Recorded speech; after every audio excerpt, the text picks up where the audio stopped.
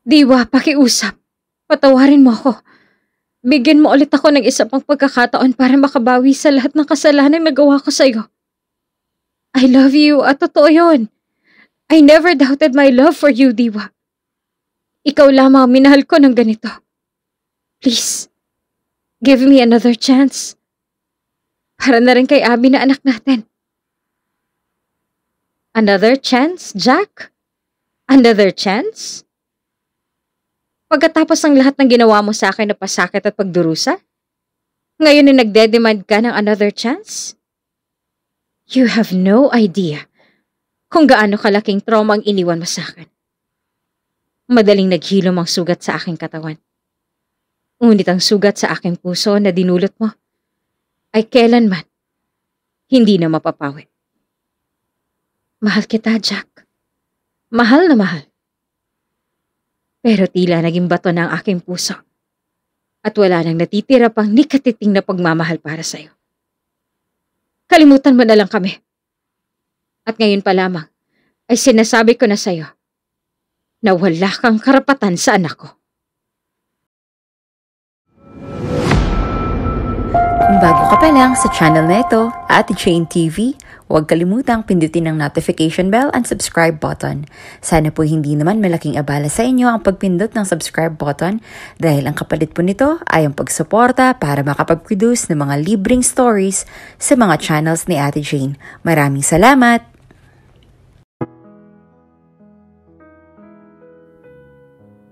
Halos umabot na rin ang 2 taon ang naging relasyon ni Diwa at Jack na parehong nasa mayamang pamilya. Nagsimulang manligaw si Jack noong nasa 2nd year college pa lamang sila. Dahil sa angking ganda ni Diwa ay halos nakapila ng mga manliligaw niya.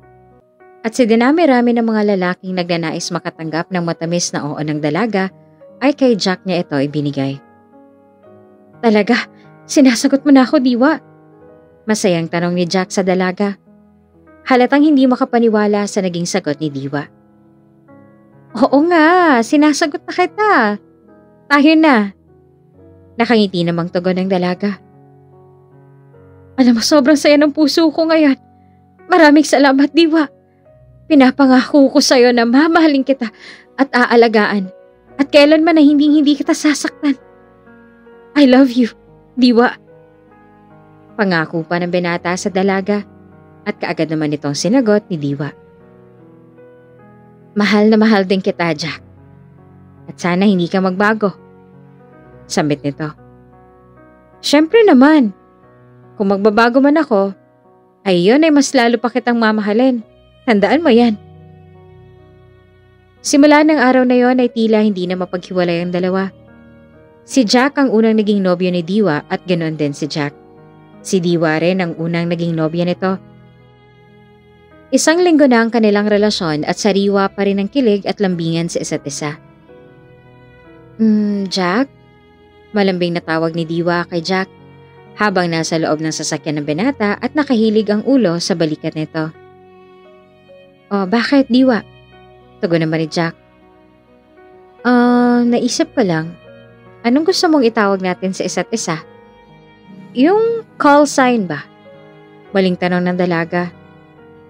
Ikaw, ano bang gusto mo? Tanong ni Jack. Ikaw, may naisip ka ba?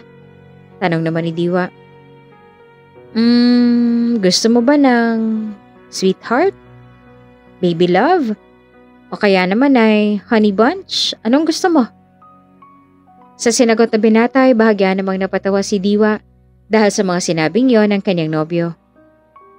Grabe, sa panahon natin ngayon, may gumagamit pa ba ng call sign na yan? Ang cringe, ha? She looked at him and rolled her eyes. Ikaw ba? Ano bang naiisip mo? Dahil tila hindi naman nagustuhan ni Diwa, ay siya na lamang tinanong nito. Mas okay sana yung mas maikli lang pero may feelings. Bakit kaya hindi natin gamitin yung mal? Saad nito, sabay tingin sa lalaki. Mal? Kunot noong tanong ni Jack sa nobya. Oh, mal.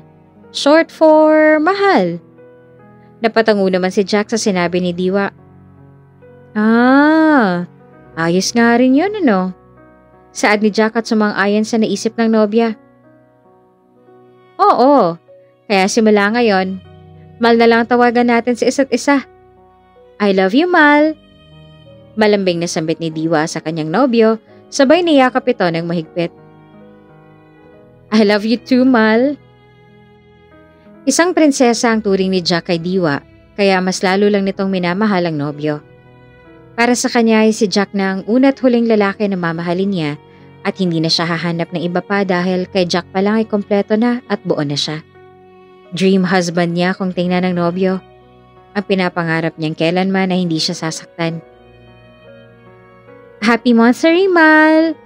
Bati ni Diwa sa nobyo. Ngayon nila ipinagdiriwang ang ika-1 buwan nilang pagsasama bilang magkasintahan. Happy monthsary din, Mal! Nakangiting sagot naman ni Jack sa nobya. Natigilan naman si Diwa sa maliit na kahon na inilantad sa kanya ni Jack.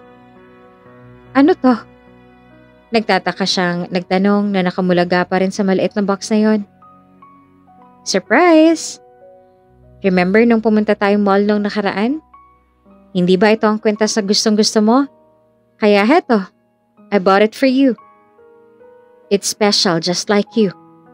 Turn around, ako na magsusuot sa'yo. Hindi pa rin makapaniwala si Diwa sa sorpresang iyon ng nobyo. Hindi niya lubos maisip na ganito pala ka-sweet at kalambing si Jack. Kaya mas lalo lamang nag-uumapaw ang kanyang pagmamahal para sa binata. Ang ganda! Thank you, Mal! Thank you for your effort. Nang maisuot ni Jack ang kwentas kay Diwa, ay bahagya namang nakaramdam ito ng guilt sa kanyang sarili. May napagkagastosan kasi siya nung nakaraan kaya hindi niya nagawang magtabi man lamang para pambili ng regalo sa binata. Oh, bakit parang malungkot ka? Hinawakan ni Jack ang malalambot na pisngi ni Diwa na ngayon ay malungkot ang mukha. Wala man lamang akong naibigay sa'yo. Sobrang nagipit kasi ako nitong mga nakaraan eh. Hayaan mo. Mal, sapat na sa akin ang makita ang mga ngiti sa labi mo. Sapat na sa akin na mahal mo ako. Sapat na sa akin ang presensya mo. Mal, ikaw lang sapat na. At isa pa, hindi naman ako humihingi o nagdedemand ng kapalit kaya wag mo nang pakaisipin yon. Doon pa lamang sa part na binigay mo sa akin ng tiwala mo at sinagot mo ako, wala nang katumbas yon. Hindi matutumbasan ng kwentas na itong araw na naging tayo. Sa pamamagitan ng mga salitang yon na nagpapakita ng assurance at security, mas naibsan ng guilt na kanyang nararamdaman dahil para kay Jack, siya lang ay sapat na. Mahal na mahal din kita, Mal. Pero basta babawi ako next month. Deserve mo rin mabigyan ng special gift, ano? I love you, Mal. Marami ng monthsary ang kanilang isinelebrate na magkasama. Legal na rin sila sa partido ng bawat isa. Maging ang mga kaibigan nila ay tinutukso na sila na kasal na lamang ang kulang sa kanilang dalawa. Walang masamang ipinapakita si Jack kay Diwa at puro kabutihan lamang. Minsan, may selosan na rin at hindi inaasang pagkakaintindihan. Ngunit madali rin naman nila itong naaayos. Mal, sino yung kausap mo? Seryosong tanong ni Jack. May pagkakataon na hindi niya maiwasang mag-usisa sa nobya sa tuwing may makakausap ito na ibang lalaki. Sa ganda ba naman ito ay kahit sinong maging nobyo ay talaga namang makakaramdam ng selos kapag may ibang lalaki itong nakakausap. Si Sir Jethro, professor ko sa PE. Nagtatanong lang siya about sa magiging participation namin sa org namin sa school. Bakit? Matapat naman na tugon ng dalaga. Professor lang ba talaga? Tanong ni Jack na may pagdududa. Oo naman. Bakit ganyan ang mga tanong mo? Aba, teka nga lang. Nagsiselos ka ba? Sa ilang buwan na nilang magkasintahan ay waring ngayon lamang nakita ni Diwa ang isang Jack de la Fuente na nagsiselos. Halata ito dahil sa pamumula ng kanyang tenga na palatandaan ng dalaga kapag mataas ang emosyon ng kanyang nobyo. Bakit wala ba akong karapatan? Diretsang pag-amin ni Jack. Ano ka ba? Siyempre meron kasi nobya kita. Pero I will tell you na wala ka dapat na ikaselos kay Sir Jethro. Alam mo kung bakit? Wika ni Diwa, sabay inilapit ang mukha sa mukha ng kasintahan. Bakit naman? Taas kilay na tanong ni Jack. Because he's totally gay. Hindi niya ako magugustuhan dahil lalaki rin ang gusto niya. Kaya wala ka dapat na ikaselos, ano? Tatawa-tawa pang sabi ni Diwa. Kahit pa, lalaki pa rin siya. Kahit bakla yun ay lalaki pa rin siya. Kaya please, don't make me jealous again. Sagot naman ni Jack. Pero bakas pa rin sa mukha niya ang pagsiselos sa nakita. Okay, sure. You don't need to please me dahil kusa ko nang gagawin yon. Promise po.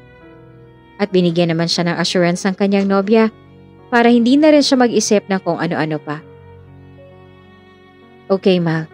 I love you. Tugon ni Jack.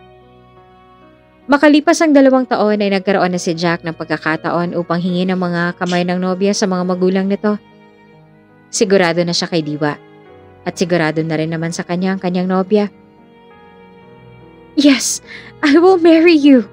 Ikaw ang gusto kong mapangasawa. Hindi mapapantayan ang galak na nararamdaman ngayon ni Jack. Ang muling makuha ang tiwala ni Diwa at ng mga magulang nito.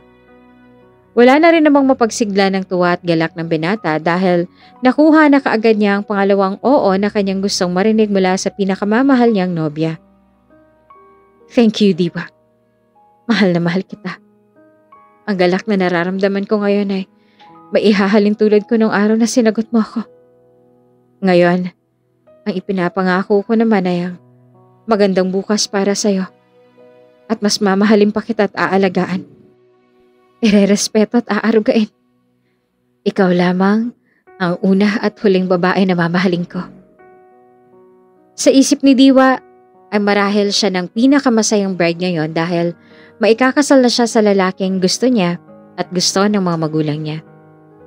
Hanggang sa mauwi na nga ito sa pag-iisang dibdib ng dalawa at magbitiw ng mga pangako para sa isa't isa sa harap ng altar, saksi ang mga mahahalagang tao sa kanilang mga buhay. Jack, pinapaubaya ako na sa iyo ang unika iha ko, ha? Wala yang alam sa mga gawaing bahay at walang ibang alam lutuin kundi mga prito. Ang gusto ko lang at pakiusap ko sa iyo, kung hindi mo na mahal ang anak kong si Diwa, pakiusap. Isoli mo na lamang siya sa akin, kesa saktan mo pa siya. Kailanman ay hindi ko nalapatan yan ang aking palad sa kanyang katawan. Kaya kung ayaw mo na sa kanya, ibalik mo sa akin at tatanggapin ko siya ng buong buo. Nagkakaintindihan ba tayo, Jack? Baka hulugang sampit ng ama ni Diwa kay Jack noong lilipat ng anak sa bahay ng binata. Opo, nauunawaan ko ho. Pero baka hindi ko ho magawang pakiusap ninyo. Sagot ni Jack at napataas naman ang kilay ng kanyang father-in-law. Bakit? Tanong naman ng ama ni Diwa. Dahil hindi ko ho magagawang saktan ng inyong anak na si Diwa. Mahal na mahal ko ho siya para gawin yan. Napalitan naman ng kagaanan ng loob ang kabang nararamdaman ng ama ni Diwa matapos marinig ang naging sagot ng kanyang manugang. Mabuti naman kung ganon.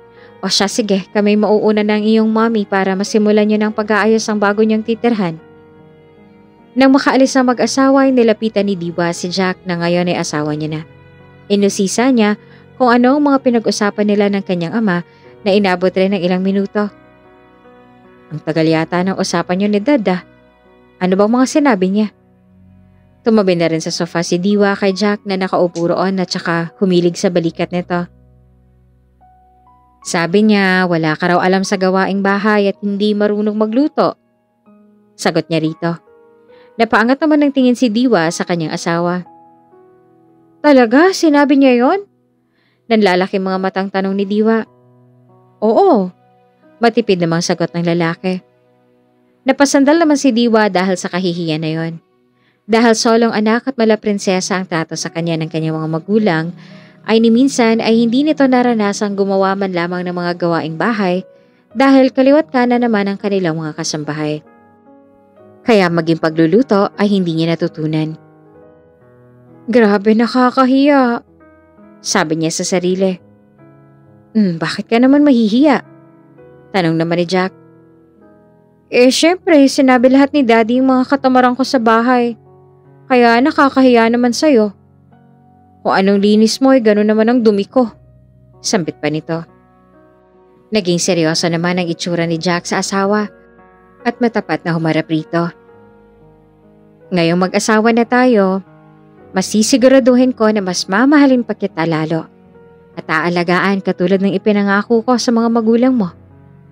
Wika niya at saka hinalikan sa noo ang kanyang asawang si Diwa.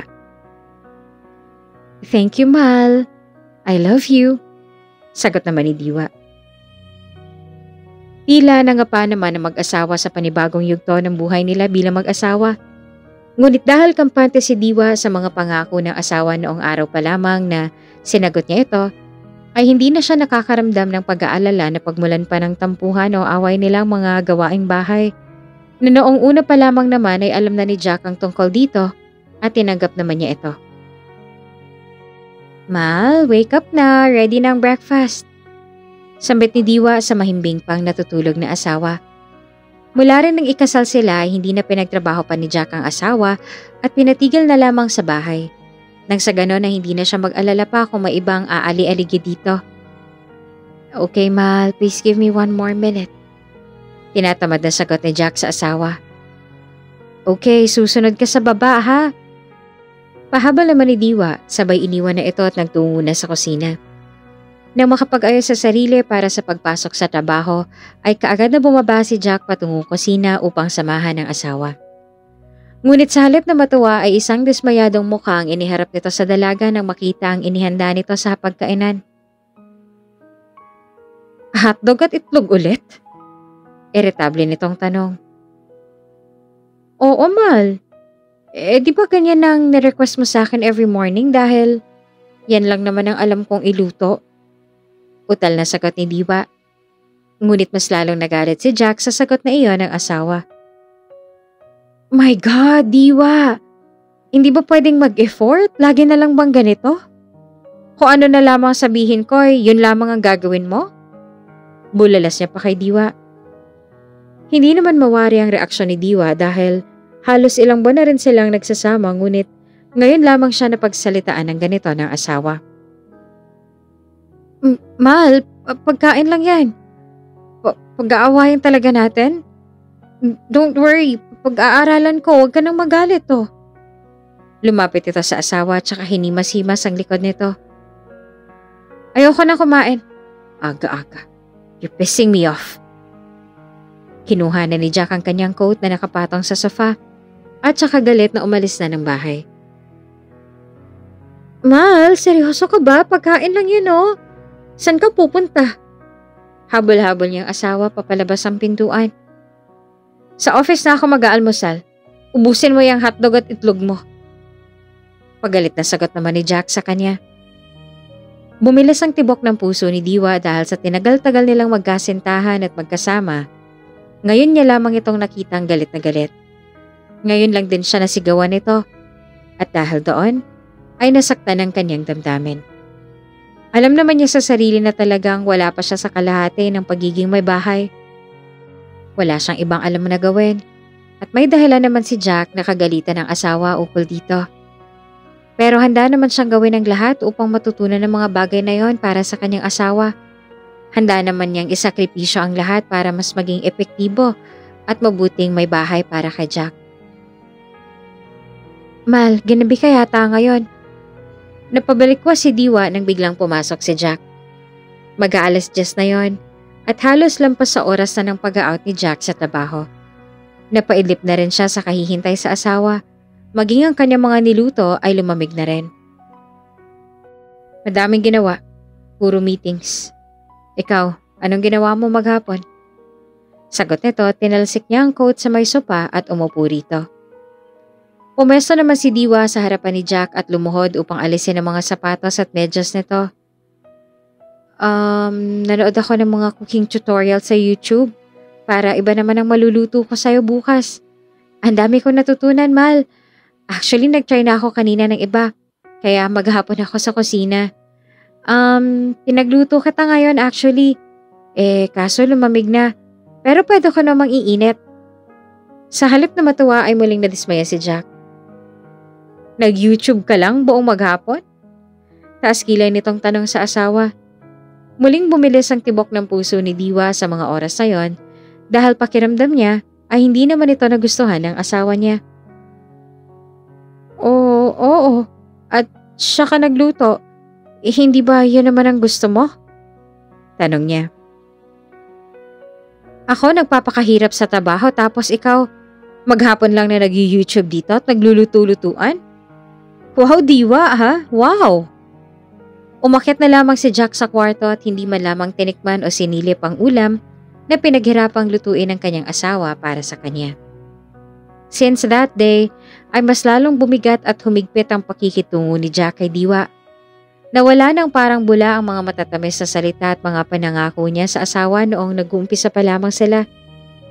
Pansin ni Diwa ang malaki at mabilis na pagbabago ngayon ni Jack.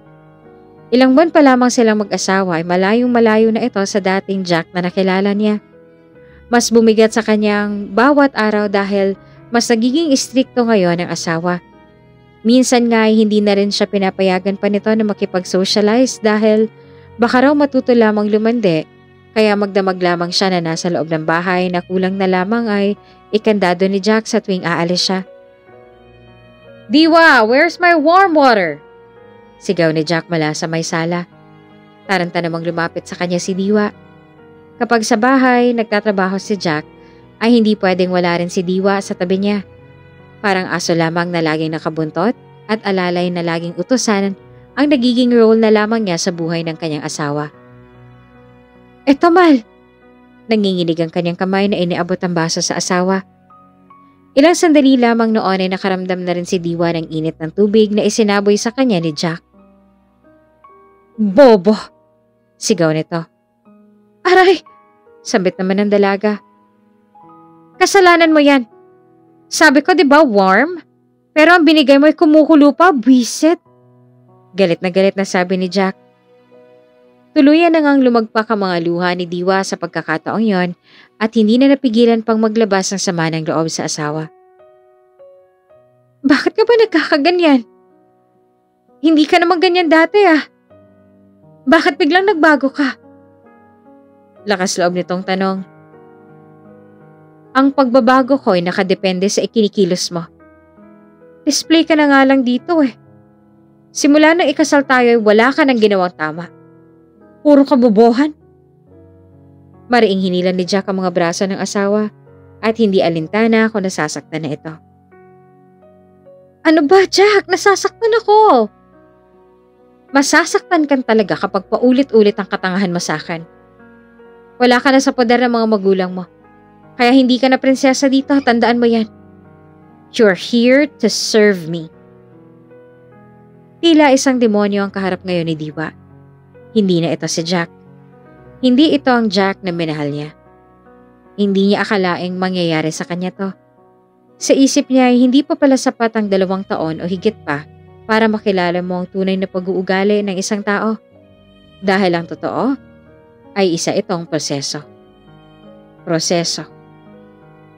Na habang lumilipas ang araw, ay may madidiskubre kayo na ugali sa isa't isa hanggang sa maging mag-asawa na kayo. Ngayon ay tila nakaramdam na si Diwa ng pagsisisi sa sarili na kung bakit puro kabutihan lamang ni Jack ang naging basihan niya sa pagpili rito. Nagsisisi siya dahil hindi man lamang niya ito nakilates nung nagsisimula pa lamang sila. At ngayon nakatali na siya rito, ay parang binigyan na rin niya ng pagkakataon si Jack na gawing mala-impyerno ang buhay nito.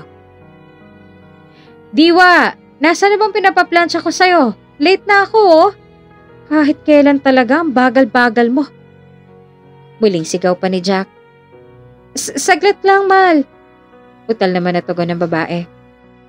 Naabutan naman siya ng asawa na kabababa lamang ng kanyang telepono dahil kakatawag lamang ng best friend nito upang mangumusta. Sino yung kausap mo? Matalim na tanong ng lalaki. Si Gail, Mal. Nangangumusta lang. Utal nitong sagot na nanginginig na naman ang buong katawan. Patingin, give me your phone. Utos nito at kaagad naman itong ibinigay ni Diwa. Ito, sabi niya. Sigurado ka bang si Gail to? O baka naman iniba mo lang ang pangalan? Pagdududa naman ni Jack. Ano ka ba? Sige yan. Kahit tawagan mo pa. Muling napaaray si Diwa sa sakit nang ibato sa kanya ni Jack ang kanyang cellphone.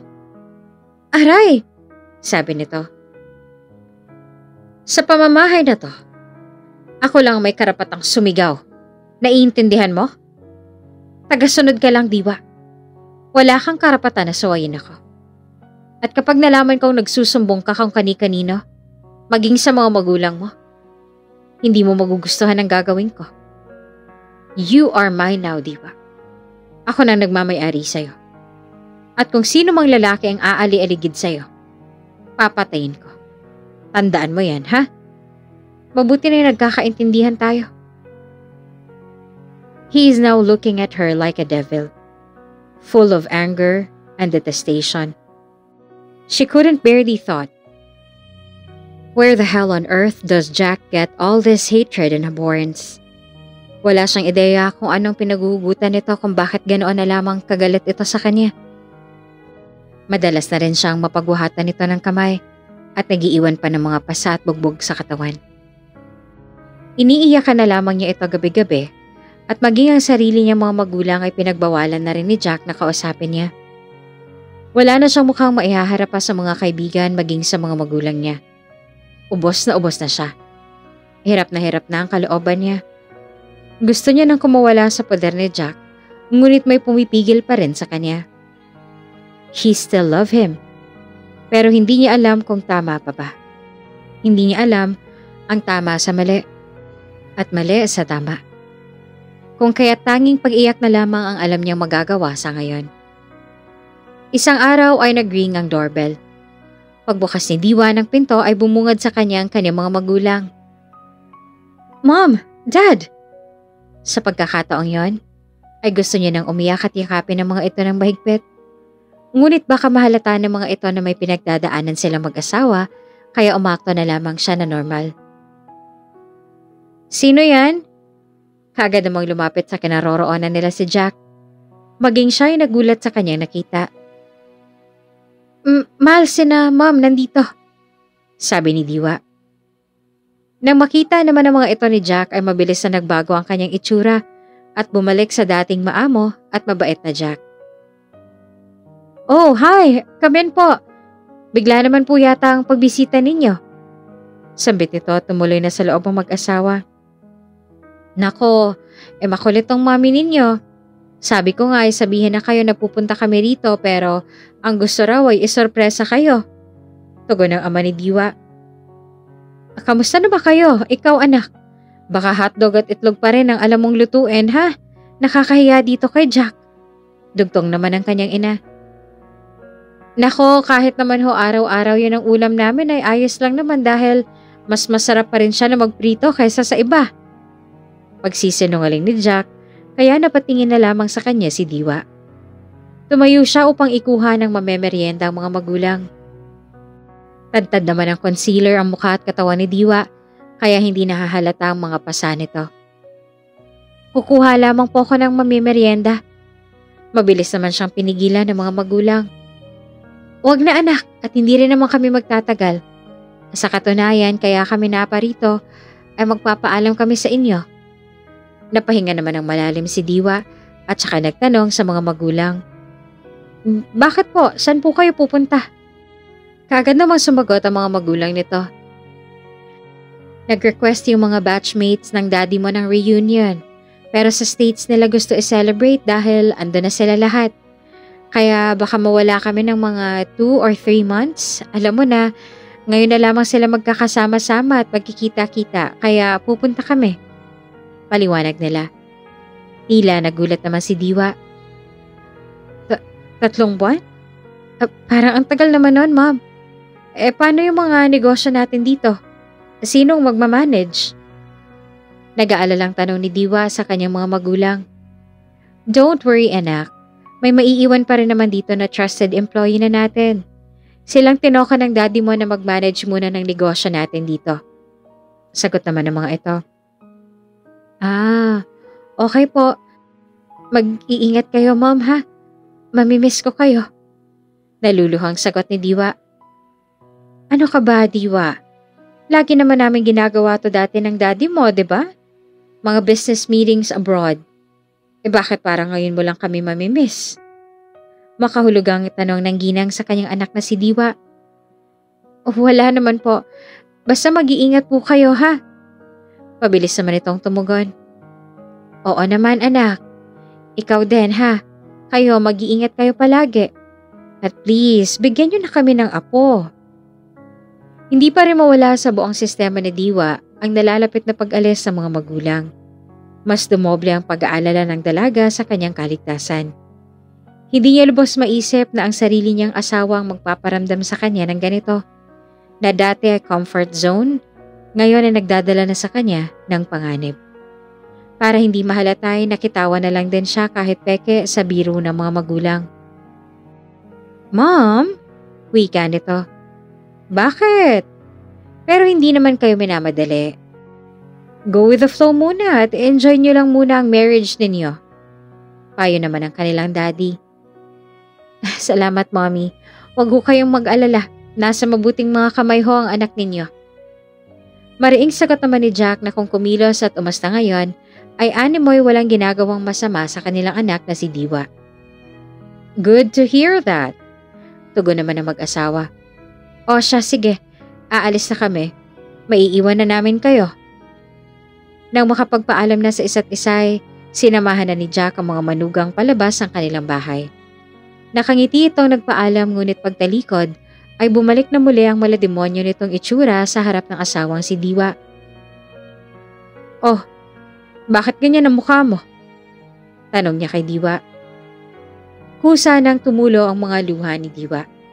Awang-awa na siya sa kanyang sarili. Hindi niya magawang magtapat sa mga magulang dahil sa takot at pambabanta sa kanya ng asawa. Gusto niya magsumbong sa mga ito na animoy isang batang paslit na nagmamakaawa na wag nang umalis. Ngunit may sinumpaan na siya sa harap ng altar na sa hirap at ginhawa ay hindi niya susupuan ng asawa. Wala. Matipid itong sagot sa tanong ng asawa. Nagpanting naman ang tenga at muling uminit ang ulo ni Jack sa sagot na iyon. Dahil wala na mga magulang, ay malaya na muli nitong masasaktan ang kanyang asawang si Diwa. Pesting to! Hoy! Ayusin mo yung sagot mo, ha? Tatamaan ka na naman sa akin. Sigaw nito. Hindi na muli napigilan pa ni Diwa na sumagot kay Jack. Bakit ka ba nagkakaganyan? Ano bang nangyayari sa'yo? Humahagulhol na sa iyak na tanong ni Diwa. Tinataasan mo ba ako ng boses? Aba kulang ka pa yata sa pasa eh. Halika nga rito. Kinaladkad ni Jack si Diwa sa may sofa at saka muli itong pinaulanan ng suntok at tadyak. Namumula ng mukha ng babae at nangingitim ng pasa sa braso. Ayaw pa rin tumigil ni Jack at hindi pa nakontento. Pinakawalan niya muli ang malakas na sampal patungo sa pisngi ng asawa. Halos dumugo na nga ang mga labi nito at hindi na maimulat ang isang mata. Wala na rin siyang lakas para lumaban pa dahil wala naman siya magagawa sa malaking katawan ng kanyang asawa. Kaya ang magagawa na lamang niya ay saluhin ang mga suntok na iyon hanggang sa wala na siyang maramdaman. Aray, nasasaktan na ako, Jack. Parang awa mo na, tama na. Pagmamakaawa pa ni Diwa. Yan ang nararapat sa'yo. Visit. Visit kayo mga babae. Kung inaakala mo makakaya mo akong manipulahin, pwes dyan ka nagkakamali. Gagawin kong impyernong buhay mo. Namumula ng mga mata ni Jack sa galit, habang si Diwa naman ay humahagulhol sa pag-iyak at pagmamakaawa. Na mga sumunod na araw ay sariwa pa rin ang mga pasa sa mukha ni Diwa buhat noong bugbugin siya ni Jack. Tumawag sa kanya ang kanyang ama upang imbitahan na mag-lunch out bago sana umalis sa mga ito. Kaya pa namang takpan ng concealer ang kanyang mga pasa at pwede niya ring idahilan na nadulas lamang siya at nauntog. Kaya siya nagkaroon ng mga pasa sa may noo. Gusto niyang sumama dahil talagang masisiraan na siya ng bait sa loob ng pamamahay na iyon. Kaya lakas loob siyang nagpaalam ngayon kay Jack at hihingin ang permiso nito. Mahal? Mahinang tawag nito. Habang abala naman sa pagtitipa sa kanyang computer si Jack. Siguraduhin mong mas mahalaga pa sa oras ko yung sasabihin mo, ha? Masungit nitong sabi. Tumawag kasi si Daddy. Utal namang tugon ni Diwa. Oh, ano? Bibisita na naman sila. Sabihin mo hindi pwede, may pupuntahan tayo kunwari. Kaagad namang tumutol si Jack dito. Hindi. I-invite lang nila ako nila mommy na mag-lunch out. Total, paalis na sila sa isang araw. Sambit naman ito. Alam mo kung ano ang sagot ko. Sandaling tumigil pa si Jack sa ginagawa at saka hinarap ang asawa. Pero mga magulang ko yon, Jack. Magtatampo ang mga yon kapag tinanggihan ko sila. Wika naman ni Diva at patuloy na kinukumbinsi ang asawa kahit alam naman niya sa sariling hindi siya nito papayagan. Sige, mamili ka. Magtampo sila o magalit ako? Mamili ka. Tanong ni Jack sa asawa. Why are you doing this? Why are you so cruel to me? What have I done? Hindi na kita maintindihan. Matapos ang tagpong yon ay nagtungo na si Diwa sa kanilang kwarto at dumiretso sa kanyang closet. Ngayon ay buo na ang kanyang loob. Aalis na siya at iiwan na si Jack. Para sa kanya ay sumusobra ng binata sa ginagawa niyang yan sa kanya. Mabilis naman siyang hinabol ni Jack. Anong ginagawa mo? Saan ka pupunta? Nagtatakang tanong ni Jack kay Diwa na abala na sa pag-iempake ng kanyang mga gamit. Maghiwalay na lang tayo. Total hindi naman asawang turing mo sa akin. Katulong ang kailangan mo, Jack. Hindi asawa. Matapang nitong sabi. Aba, sumasagot ka na, ha? Matapang ka na? Aligagang tanong ni Jack. Naging mahigpit siya sa asawa ngunit aminado siya sa sariling hindi niya kayang mabuhay nang wala ito. Minsan na siyang naiwan at hindi niya nahahayaan pang mangyari iyon. Para mapigilan ng asawa sa tangka nitong pag-alis, ay muli nitong aamuin ng babae at hihingi ng tawad sa kanyang mga nagawa. Bitawan mo ako! Palayain mo na ako! Ayoko na! Pagpupumiglas pa ni Diwa sa mga kamay ni Jack na mahigpit namang nakahawak sa kanyang braso. Please, mahal, don't leave me, okay? I'm sorry.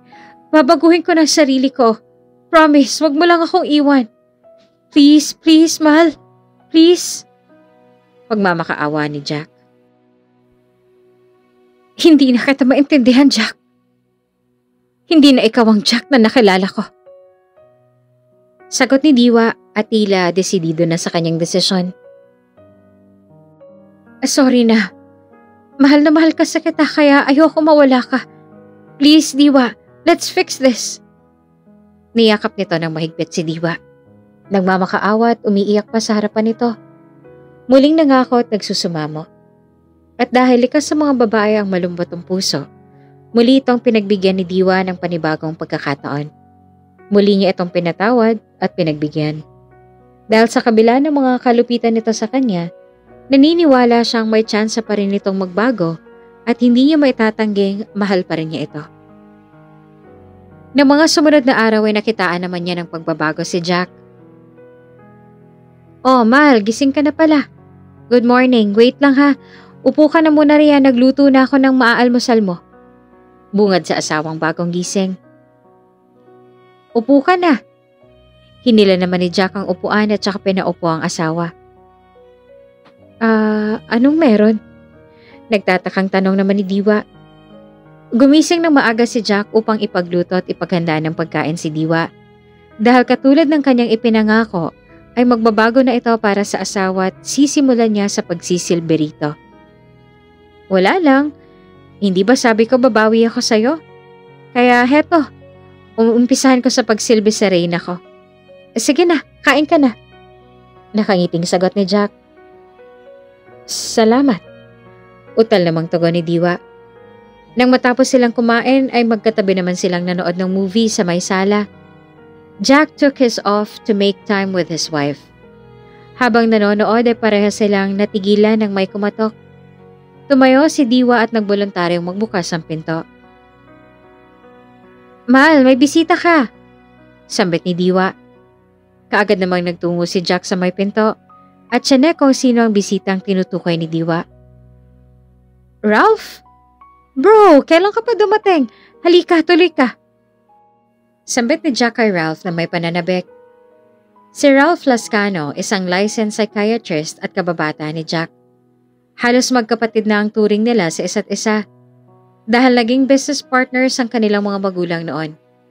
Mas bata ng 3 taon si Ralph kesa kay Jack, kaya kuya na ang turing niya rito. Nang maging isang ganap na psychiatrist ay sa states na ito nanirahan upang ipagpatuloy ang kanyang propesyon doon. At ngayon ay nagbabalik siya para sa isang misyon na siya lamang nakakaalam. Hoy, kamusta ka na ba? Mal, paghanda mo naman kami ng merienda oh. Pinatuloy nila sa loob si Ralph at saka pinaupo sa sofa. Okay, sige Mal, maiwan ko na muna kayo. Maghahanda lamang ako ng mamimerienda ninyo. Sagot naman ni Diwa at kaagad na sinunod ito. O, kamusta ka na ba, Jack? It's been a long time mula nang... Panimula ni Ralph nang putulin ito kaagad ni Jack. Bro, move on. Past is past, okay? Huwag na nating pag-usapan yan. Anyway, congrats ha? Licensed psychiatrist ka na. Tumango na lamang si Ralph. Thanks bro. Ikaw, ano nang bago sa'yo? Hindi na ako nakapunta nung kasal mo, sobrang busy eh. Nasa States din ako that time. Sagot naman ni Ralph. Samantala na may inilapag na sa mesa ni Diwa ang sandwich na ginawa niya at juice at saka umupo na rin sa tabi ni Jack. Oo nga eh, magtatampo na sana ako sa'yo kung hindi ka nagparamdam ngayon. Sagot naman ni Jack kay Ralph. Actually, last week pa ako rito. May patient lang ako na gusto kong personal na tutukan dito. Ralph said. Wow, yan si Ralph. Dedicated sa work. Anyway, hanggang kailan ka ba dito? Jack asked. I think I will stay until my patient gets cured. Sagot naman ni Ralph sabay inom ng juice. Well, that's nice bro. Sabi naman ni Jack. Samantala ay kinuha na rin ni Jack ang pagkakataon upang ipakilala ang kanyang kabiyak sa kababatang si Ralph. By the way, ito nga pala ang asawa ko, si Diwa. Diwa, best friend ko, si Ralph. Ngumiti rito si Diwa pero may lungkot pa rin sa mga mata. Psychiatrist si Ralph kaya nababasa niya ang tunay na emosyon ng isang tao at kung sakaling itanong ito ni Ralph sa kanya ay hindi niya ito maitatanggi. Hi Diwa! Sinasaktan ka ba nitong si Jack? Just tell me ha? Pabirong tanong pa ni Ralph. Napayuko naman si Diwa at nagbigay ng isang peking ngiti. Madali naman itong tinutulan ni Jack. Gago, never kong sasaktan to. Diba, Mal? Lumingon ito sa asawa at sinuklian lamang niya iyon ng isang matipid na ngiti. Nagpaalam naman muna ito saglit upang magbanyo. Wait lang, banyo lang ako saglit. Habang nasa banyo si Jack ay sinamantala na ni Ralph ang magtanong at mag-usisa kay Diwa. Diwa, okay ka lang ba? Seryoso nitong tanong. Ha? Oo naman. Bakit mo na itanong? Nagtatakang tugon ni Diwa sa lalaki. Si Jack, okay lang ba siya? Muling tanong ng lalaki na tila may gustong malaman. Oo naman. Okay lang naman siya. Okay kami. She needs to act normal and hide everything that happens between them. Ayaw niyang malaman nila ang mga nangyayari dahil nagbabago na naman si Jack at iyon ang pinanghahawakan niya. Okay, masaya akong marinig yan. Alam niyang nagsisinungaling si Diwa, ngunit bilang respeto na rin sa pagsasama ng dalawa at sa kanyang kaibigang si Jack, ay hindi niya na ito inusisa pa. Simula ng araw na yon ay halos araw-araw na bumibisita si Ralph. May ibang motibo ang lalaki, ngunit wala nang nakakaalam kung ano ito. Napapansin naman ito ni Jack at nagsimula namang pagdudahan ng asawa. Anong meron sa inyo ni Ralph, ha? Seryoso nitong tanong kay Diwa. Sa amin? Wala. Diretso namang sagot ni Diwa. Bakit halos araw-araw ang pagbisita niya rito? May tinatago ba kayo sa akin? Jack's face started to frown. Ano bang pinagsasasabi mo, Jack? Wala namang namamagitan sa amin ni Ralph. At kung nagpupunta man siya rito ng madalas, ay hindi yun dahil sa akin, kundi dahil sa'yo.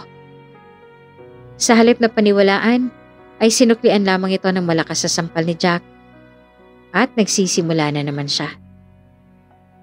Nasasaktan ako, Jack. Tama na, para mo ng awa.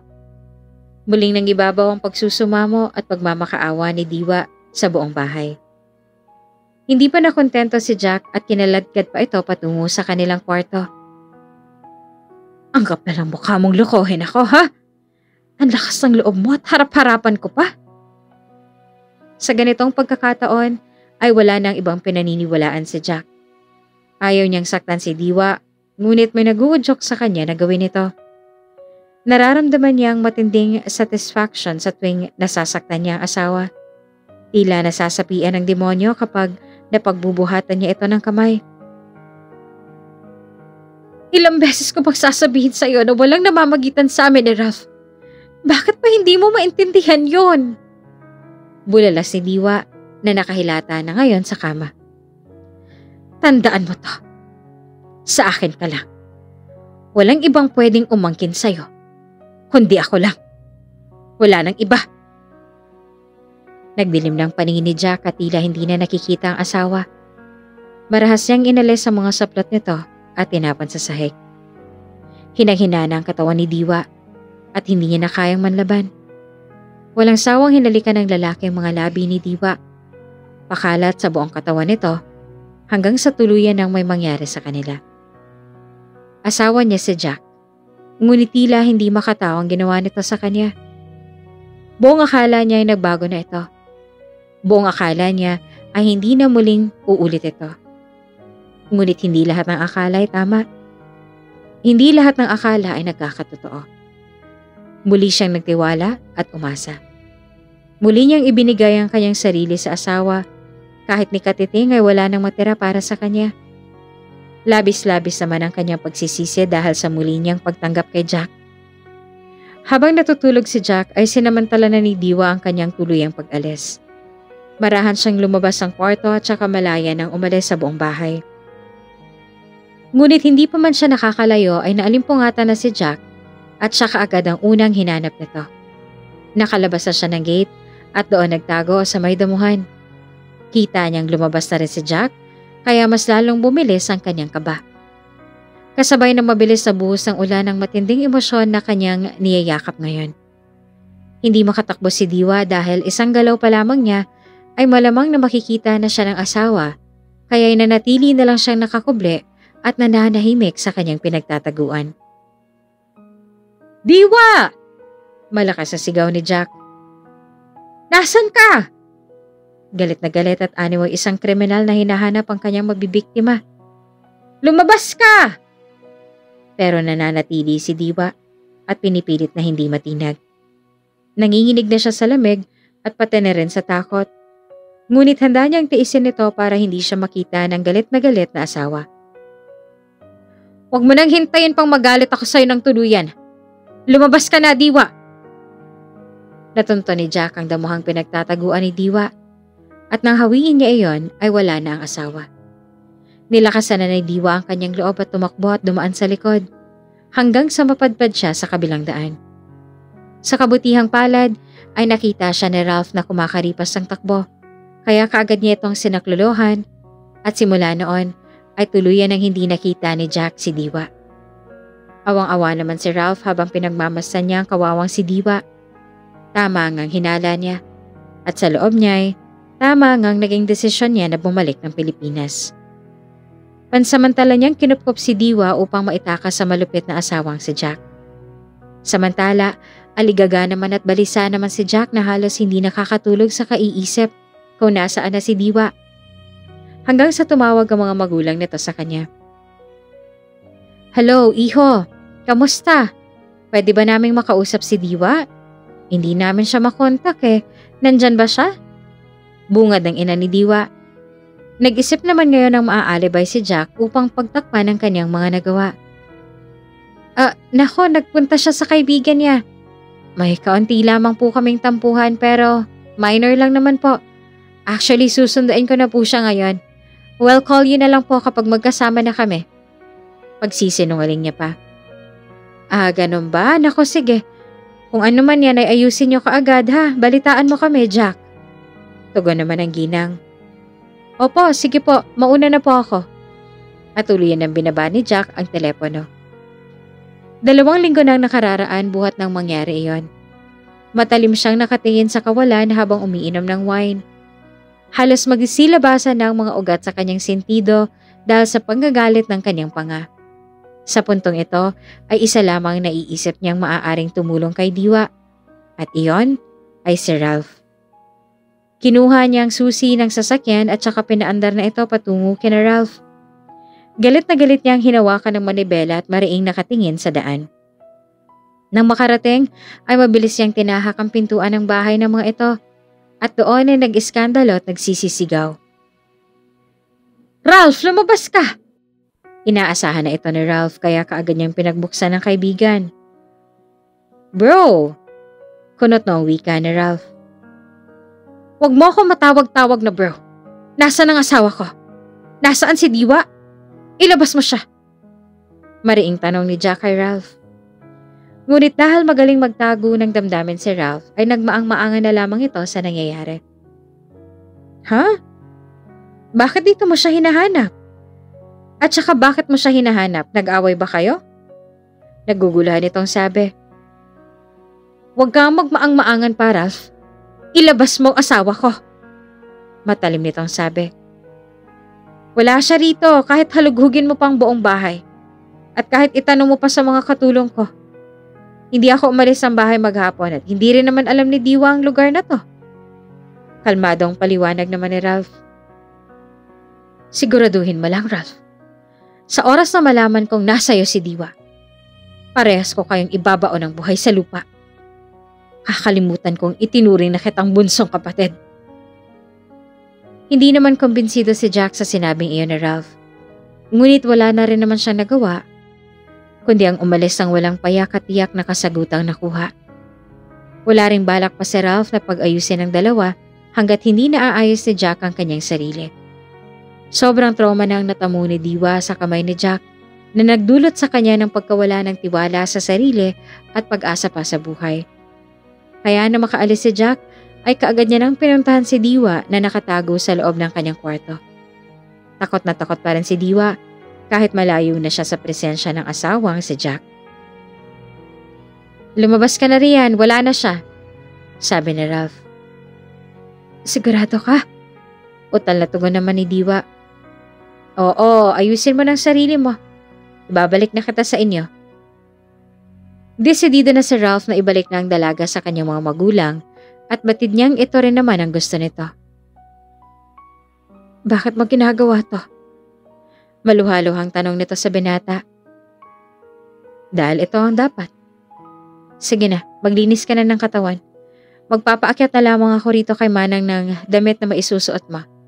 Tapos ay isasama na kita pa uwi sa inyo. Hindi na nakasagot pa si Diwa.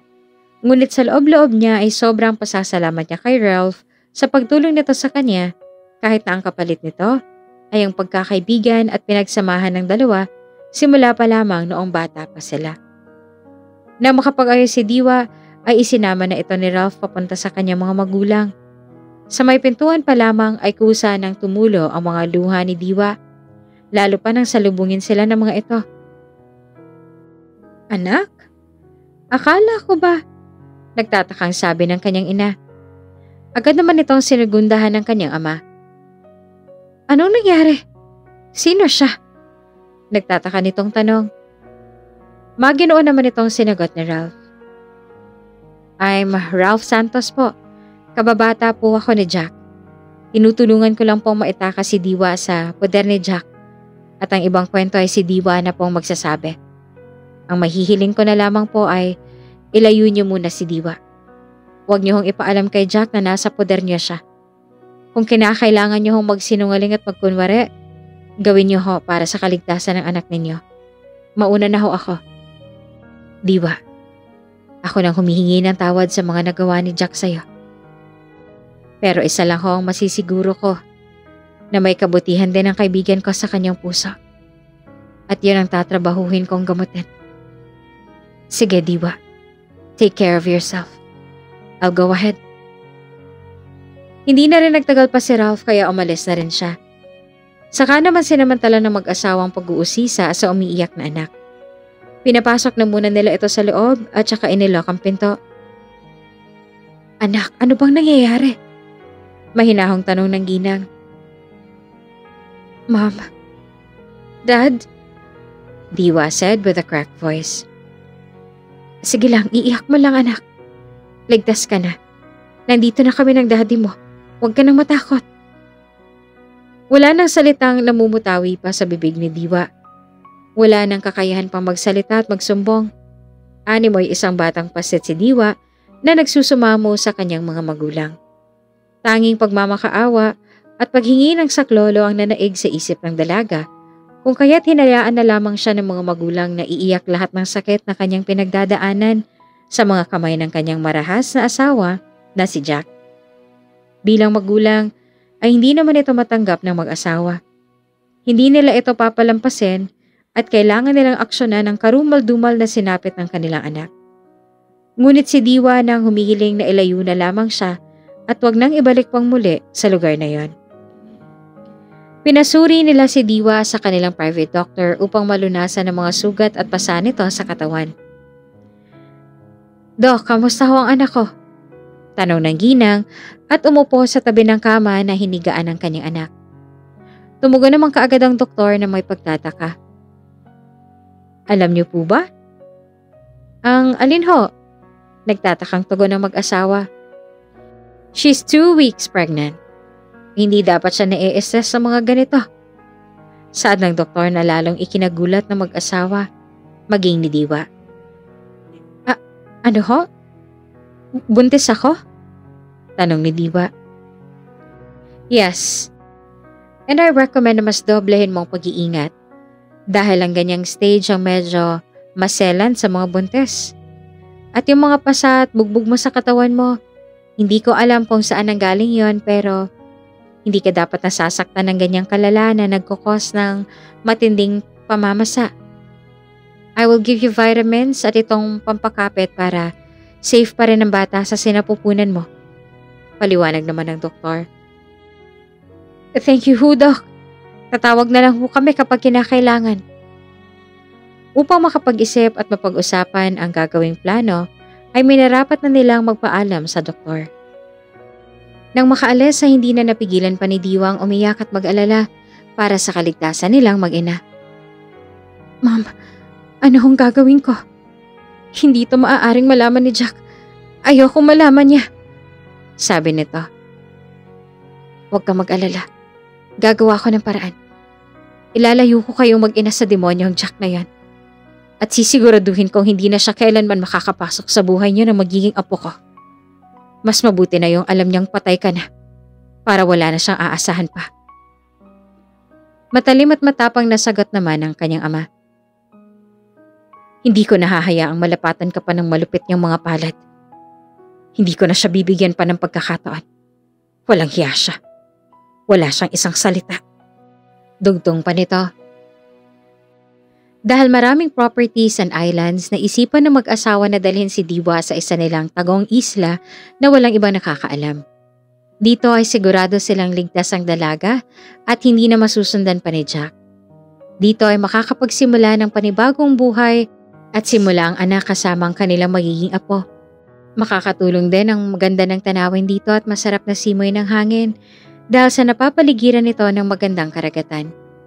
Ito rin ang hiling sa kanila ng anak at wag nang gumawa pa ng isa pang kasalanan. Dahil kilala ni Diwa ang kanyang ama. Kaya nitong mag-hire ng tao para ipatumba si Jack. Ngunit hindi ito yung gusto niyang mangyari. Mas mabuti na lamang na tuluyan ang mawalan siya ng balita sa kanya at isipin na patay na ito. Dahil simula naman ang pasukin niya ang malaimpyerong buhay kasama si Jack, ay unti-unti na rin naman siyang namamatay kaya wala na ring pinagkaiba rito. Samantala, tuluyan ang naging miserable ang buhay ni Jack. Hindi na ito nakapagtrabaho at araw-araw ay naglalasing na lamang. Hindi naman siya hinayaan ni Ralph sa ganito ang sitwasyon kaya ay bumibisita ito rito. Anong ginagawa mo rito? Seryosong tanong ni Jack. para i-check ka. Diretsa naman itong tugon. Lumayas ka. Tapos bokong traidorin. Hindi kita kailangan. Galit na sambit na Jack. You need me, Jack. You need me more than anyone. Anything. This time ay desidido na si Ralph na tulungan ng kaibigan dahil hindi na si Diwa ang kailangan nito, kundi tulong na medikal na. Gusto niyang suriin ang pinagdaanan at pinagdadaanan ng kaibigan. Hindi niya hahayaang magsawalat wala ang pagpupursige sa pag-aaral sa kanyang propesyong pinili kung ang sariling kaibigan niya na kapatid ng turing niya ay hindi niya maisasalba. Ngunit nananatiling sarado ang mga mata at isip ni Jack sa pagkakataong ito. Anong pinagsasasabi mo? Jack, I'm a psychiatrist at napapansin ko na ang nagiging pagbabago sa'yo. Hindi ikaw si Jack na kababata ko. Mabait yon at malambot ang puso. Kaya naniniwala akong may mali sa'yo. I'm here because of you. Ikaw ang dahilan kung bakit ako bumalik. Hindi ikaw yan. You need my help, Jack. Nagsusumamong sabi ni Ralph. Paano mo nasabing may pagbabago sa akin? Ano? Nagsusumbong sa'yo si Diwa. Tapos kino-comfort mo siya kapag wala ako. Jack said. Hindi si Diwa, kundi ang daddy mo. Maging siya hindi na rin malaman ang nangyayari sa'yo. He asked me to come and help you. Sumingap naman si Jack at ngumisi. Wow! Kailan pa sila nagkaroon ng concern sa akin? Matapos silang sirain ang buhay ko? No, I don't need any one of you except Diwa. Si Diwa lang kailangan ko.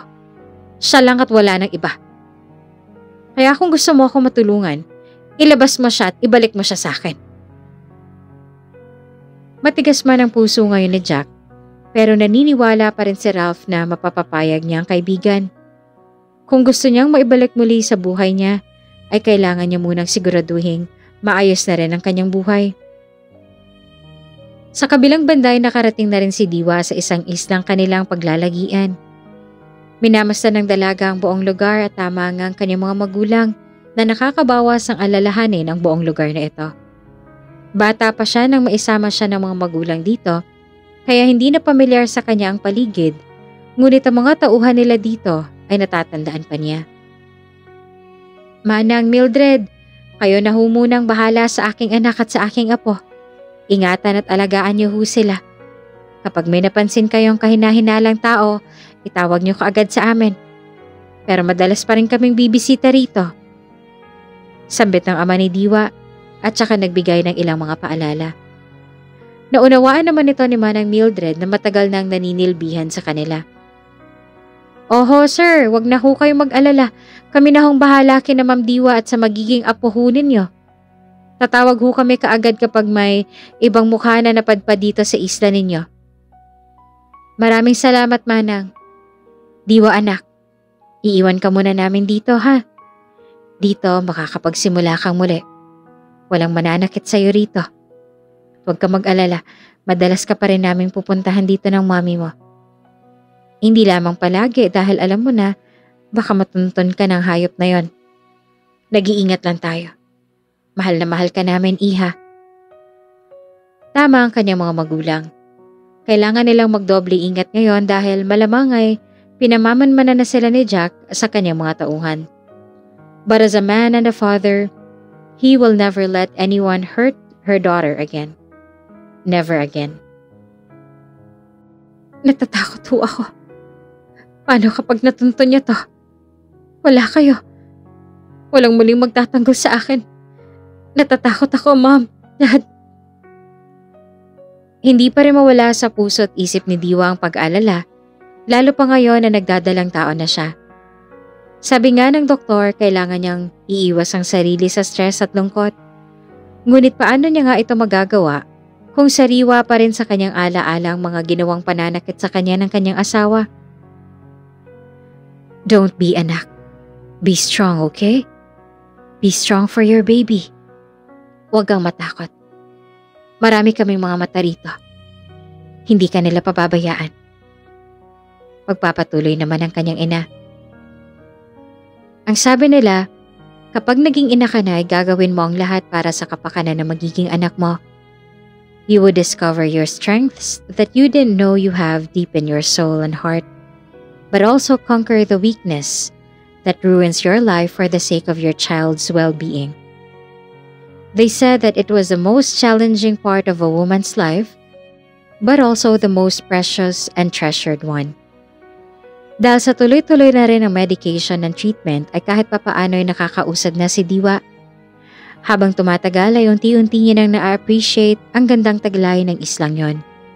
Ang kulay asul na karagatan at ang puting mga buhangin. Ang mga ibong may iba-ibang kulay at malayang nakakalipad sa paligid ng dagat. Ang mga taong may simpleng pamumuhay at ang mga ngiti sa labi ng mga bata. Ngunit ang pinakapaborito niyang ngiti sa mga yon ay ang ngiti ng kanyang 7 taong gulang na anak na si Abby. That 7 years taught her to fight alone. Marami siyang natutunan sa loob ng 7 taon na yon at ang pagiging matapang ang isa sa mga iyon. Nang malagpasan ng matinding trauma at postpartum psychosis, ay doon niya na sinimula ng buhay kasama ang anak ng simple. Mommy, excited na po ako sa magaganap na charity event ngayon. Hindi magkamayaw ang anak ni Diwa na si Abby habang nakaharap sa salamin at isinasayaw-sayaw pa ang kanyang puting blusa na bagay sa kanya dahil sa malaporselana nitong balat na namana niya pa mula sa kanyang ina. Maging ako anak ay excited na rin. Halika na. Aayusin ko ng blusa mo para makaalis na tayo. Naghihintay na rin si Manong Fernan sa labas. Nilapitan naman niya ang anak at saka inayos ang tali ng blusa sa likod ng bata. Excited niya yung pumunta sa pinapasukang paaralan si Abby dahil ngayong araw ay gaganapin ang charity event ng mga negosyanteng nagsanibwesa upang maisat katuparan nito. Katulad ng ibang bata, namuhay rin sa ordinaryo at simpleng buhay sina Abby at Diwa. Kahit na nakatira pa rin sa malaking bahay roon, ay mas pinili pa rin ni Diwa na hindi palakihin sa luho ang anak. Bagkos ay tinuruan niya itong makibagay sa lahat, bata man o matandang makakasalamuha nila. Okay, Mommy! Maligayang sabi naman ni Abby. It's a 3-day event. At sa 3 araw na yon ay naka-assign sina Abby na mag-perform para sa mga bisita. Matagal niya itong pinaghandaan kaya nang sumapit na ang araw na ito ay sobra-sobrang galak ng bata. Inihatid sila ng tricycle ni Manong Fernan papunta sa paaralan. Sa labas pa lamang ay rinig na ang malakas na tugtugan na hudyat na magsisimula ng event. Nagkalat din ang mga batang kasakasama ang kanilang mga magulang. Maging ang mga nagtitinda ng sorbetes at cotton candy ay nagkalat din, kaya tuwang-tuwa ang mga bata. Nang makapasok sila sa loob, ay bumungad sa kanilang ilang mga bisita at organizer. Ang tema ng event na ito ay para matulungan ng mga bata man o matanda na malabanan ang mental health or illnesses. Iginagala ni Diwa ang kanyang paningin at natutuwa siya dahil kahit papaano ay may nagko-conduct din ng ganitong klaseng event sa kanilang isla. Kampante naman siya rito dahil ang alam niya ay Amerikano naman ang sponsors at organizers nito. Kaya kahit outsider ay okay lang din sa kanya. Uupo na sana sila sa may bakanting upuan nang tumayo ang babae sa kanyang harapan at doon ay nakita niyang muli si Jack. She couldn't believe it na muli silang magtatagpo. Dahil ayaw niya itong makita pa, ay babilis niya itong iniwasan upang hindi siya nito makita. Abby, halika na. We're going home. Kabadong sabi ni Diwa sa anak na si Abby. Pero Mommy, kakastart lang po ng event. Pagpupumiglas naman ng bata. I said let's go, huwag ka na makulit. Kapag hindi pa sila umalis sa lugar, ay posibleng makita na sila ni Jack. Diwa! Tawag ni Jack. Nagpatuloy na lamang sina Diwa at Abby sa paglalakad kahit nasasaktan na ang bata sa mahigpit na pagkakahawak ng ina nito sa kanya. Nagkunwari na lamang si Diwa na wala siyang narinig. Let's go, Abby! Sambit ni Diwa. Pero Mommy! Pangungulit ng bata. Diwa, please let's talk. After 7 years ay muli silang magkikita. Ibang Jack na ang haharap ngayon kay Diwa. Ngunit baliwala na ito dahil nawala ng tiwala nito sa dating asawa. "Mommy, do you know him? He's asking you." Napatingin naman siya sa bata at ganon din sa kanya. "Wala na tayong dapat pang pag-usapan. Pabayaan mo na kami," matapang na sabi ni Diwa. "Sa akin bang batang to?" Mariin namang tanong ni Jack, ngunit mabilis naman itong pinabulaanan ng kanyang dating asawa. "Walang sayo, Jack. Simula nang sirain mong buhay ko, wala nang sayo. Wala ka ng pagmamay-ari sa akin." Ngayon ay matapang na si Diwa at may sarili na ring paninindigan. Nahahalata rin niyang napapatingin si Jack sa bata, kung kaya't alam niya na ang iniisip nito. Mabuti na lamang at lumapit sa kanilang kasamang tauhan ni na Diwa. "Ma'am Diwa, may problema po ba?" tanong nito. Wala ho. Tara na ho." Hindi na hinayaan pa ni Diwa na makapag-usap pa sila ni Jack dahil ayaw niyang makasama muli at makilala ng bata. "Diwa, please. I have a lot of things to say to you, please. For the last time, listen to me." Pangungumbinsi pa ni Jack. "Wala na, Jack. Matagal na tayong tapos. Wala ka na mapapala sa akin at wala nang dahilan pa para makinig pa ako sa'yo. So get lost." Galit naman na saan ni Diwa kay Jack.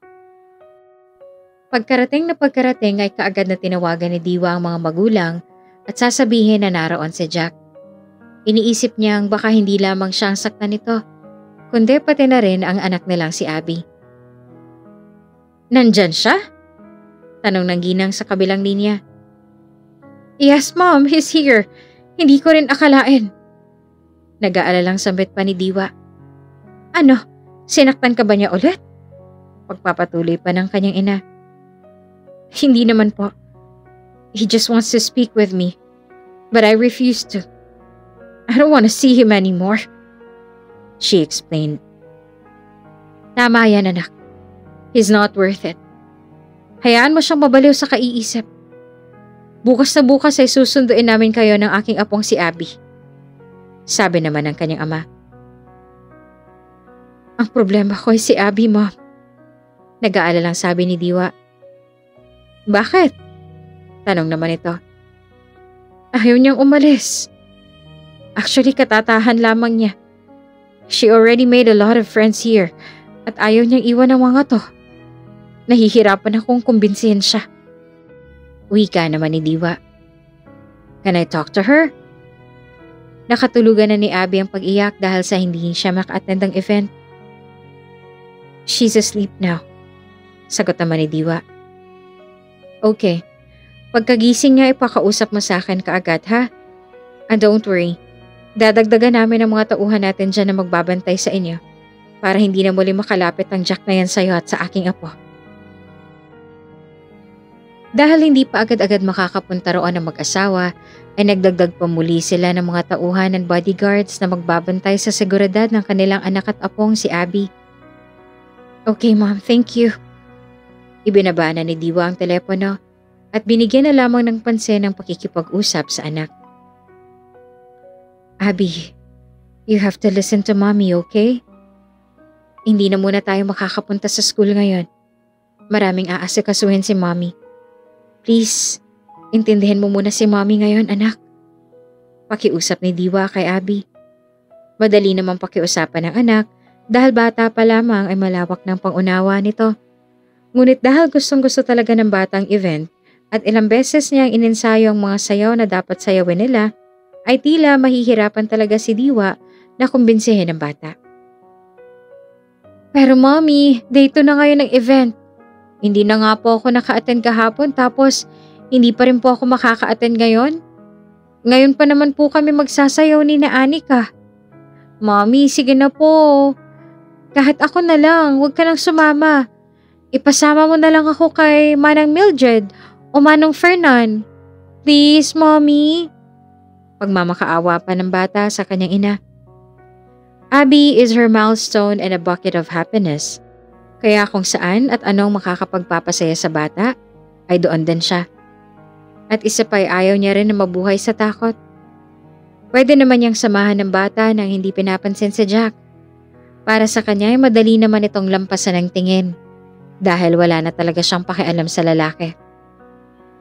Ay, ang kulit mo talaga. O sige na nga, ako nang sasama sa'yo. Kung hindi lang kita mahal eh. Wika niya kay Abby. Yay! I love you, Mommy! Thank you! Tuwang-tuwa naman ang bata na yumakap sa kanya. I love you, honey. Bukod kay Manong Fernan ay nagpasama at nagpa-convoy pa siya sa dalawa pa nilang bodyguards para masigurong kaligtasan ng mag-ina. What a wonderful and cute performance from our little angels, babies. Thank you, kiddos. At mukhang napasaya niyo ang ating mga sponsors and organizers. Tama po ba, Sir Jack? Saad ng host ng event matapos ang maganda at magiliw na performance ni na Abby at ng kanyang grupo. Nakasilay pa rin sa kanila si Jack ngunit patay mali siya na lamang dito si Diwa. Pinaninindigan na nang wala na siyang pakialam pa kay Jack. Sa loob-loob niya ay tapos na siya sa kabanata ng aklat na kasama si Jack. Kaya ngayon sa bagong pahina ng dalaga ay hindi na siya kasama. Dahil napagbigyan na si Abby ay tumupad ng bata sa kasunduan. Habang hinihintay niya ang kanyang anak na abala sa pagpapalit ng damit sa dressing room, ay natigilan muli siya dahil sa isang boses ng lalaki. Diwa. Paglingon niya rito ay bumungad kaagad sa kanya si Ralph. Isa si Ralph sa sponsors and organizers ng naturang event. Ralph? Gulat naman na sabi ni Diwa. Coffee? Alok ni Ralph na maaliwalas at nakangiting nakatingin sa kanya. Sige manang, kayo munang bahala kay Abby. Make sure na walang makakasunod sa inyo. Ingatan niyo ang anak ko. Dahil wala namang naging problema sa pagitan nilang dalawa, bukas loob niyang pinagbigyan ang loob ng binata. Simula kasi noong isaoli ni Ralph si Diwa sa kanyang mga magulang ay hindi pa ito nakakapagpasalamat sa binata. Kaya naisip niyang ito na yung tamang panahon at pagkakataon. Opo ma'am, saan po ba kayo pupunta? Para kung tumawag ho si ma'am ay maisagot ho kami. Sagot naman ni Manang Mildred. Sabihin mo kapag tumawag may inaasikaso lang ako sa office. Sandali lang ako, babalik ako kaagad. Saad naman ni Diwa na madali namang naunawaan ng matanda. Okay po ma'am, masusunod po. Tugon naman ni Manang Mildred. Dahil hindi pa pamilyar sa isla si Ralph ay si Diwa ang nagdesisyon kung saan may masarap na coffee shop na malapit sa lugar. Kamusta ka na? Anak niyo ba si Jack? Yung bata? Diretsang tanong ni Ralph kay Diwa. Oo. Pero wala na siyang karapatan sa bata. Pag-amin ni Diwa. Hindi na rin naman niya maitatanggi dahil si Jack ang kamukha ng bata. Ama pa rin siya. Mariing sagot naman ni Ralph. Pero hindi siya nagpakaasawa sa akin. Kaya wala na siyang karapatan sa anak ko. Paninindigan ni Diwa. I understand. Pero may kailangan kang malaman, Diwa. For Ralph, maybe this is the right time para malaman na ni Diwa ang totoo tungkol sa naging kondisyon ni Jack noong nagsasama pa sila. At ito talaga ang dahilan kung bakit hindi pa siya bumabalik sa States dahil nangako siya sa kanyang sarili na hindi siya babalik doon hanggat hindi tuluyang gumagaling si Jack. Ano yon? Out of curiosity ay nag-usisa na rin si Diwa. Tungkol sa naging kalagayan ni Jack. Tugon naman ni Ralph. Anong ibig mong sabihin? Mas naging interesado siya at nagtaka dahil involved dito ang dating asawa na si Jack. He had a borderline personality disorder. Paglalahad pa ni Ralph sa babae. Bakas naman sa mukha ni Diwa ang labis na pagtataka. Gulong-gulo siya sa mga sinasabi ngayon ni Ralph sa kanya. Ngunit para mas maliwanagan ay paulit-ulit siyang nag-uusisa. Anong ibig sabihin nun? Naguguluhang tanong ni Diwa. At nagumpisa nang magkwento si Ralph sa dalaga. Remember the time nung una akong bumisita sa inyo? Sabi ko halos 1 week na ako sa Pilipinas. But the truth is, hindi ako umalis. His dad asked me for some help tungkol sa pinagdadaanan ni Jack. Palihim kong inoobserbahan ang bawat galaw niya mula nang maging kayo, hanggang sa maikasal na kayo. Iba ang mukha at ugaling inaharap niya sa'yo noong hindi pa kayo kasal dahil kontrolado siya ng disorder na to. Ang borderline personality disorder ay isang kalagayan ng isang tao na takot maiwan. Nabubuhos ang buong emosyon niya sa isang tao na ayaw niyang mawala sa kanya. At ikaw yon, Diwa. Sa tuwing sasaktan ka niya, hindi yon intentional, kundi dala lamang ng kanyang personality disorder. At ang lahat ng to ay maaaring nagmula sa mga naging karanasan niya sa buhay. Halos magkapatid na ang turingan naming dalawa sa isa't isa. Huya na nga ang tingin ko sa kanya. Kaya nung nakiusap sa akin ng daddy niya na tulungan ko siya, ay hindi na ako nagdalawang isip pa. Siya ang tinutukoy kong patient na hindi ko susukuan dito at hindi ako aalis ng bansa hanggat hindi siya gumagaling. His mother left them for another man. Kitang-kita niya noon ang aktwal ang panluloko ng kanyang ina, kung paano sila iniwan ito. Maging ang halos araw-araw na pambubugbog ng kanyang ama sa kanyang inay nananatili pa rin sa kanyang alaala. Mga bata pa lang kami noon. Alam ko na nga mga hinanakit niya sa buhay. Kaya ito rin ang pinangako ko sa sarili ko na magiging psychiatrist para matulungan siya in the future. Dahil alam kong hindi biro ang trauma na inabot niya. Kaya nung umalis ka, pinursige ko na mapapayag siyang sumailalim sa therapy, counseling and treatment. Actually, kaya lang siya pumayag dahil sa'yo. Pero kung wala ka, baka hanggang ngayon ay nasa ganun pa rin siyang estado ng buhay niya. Halos buong proseso ng treatment ay ikaw lang hinahanap niya. He loves you, Diwa. More than anything or anyone.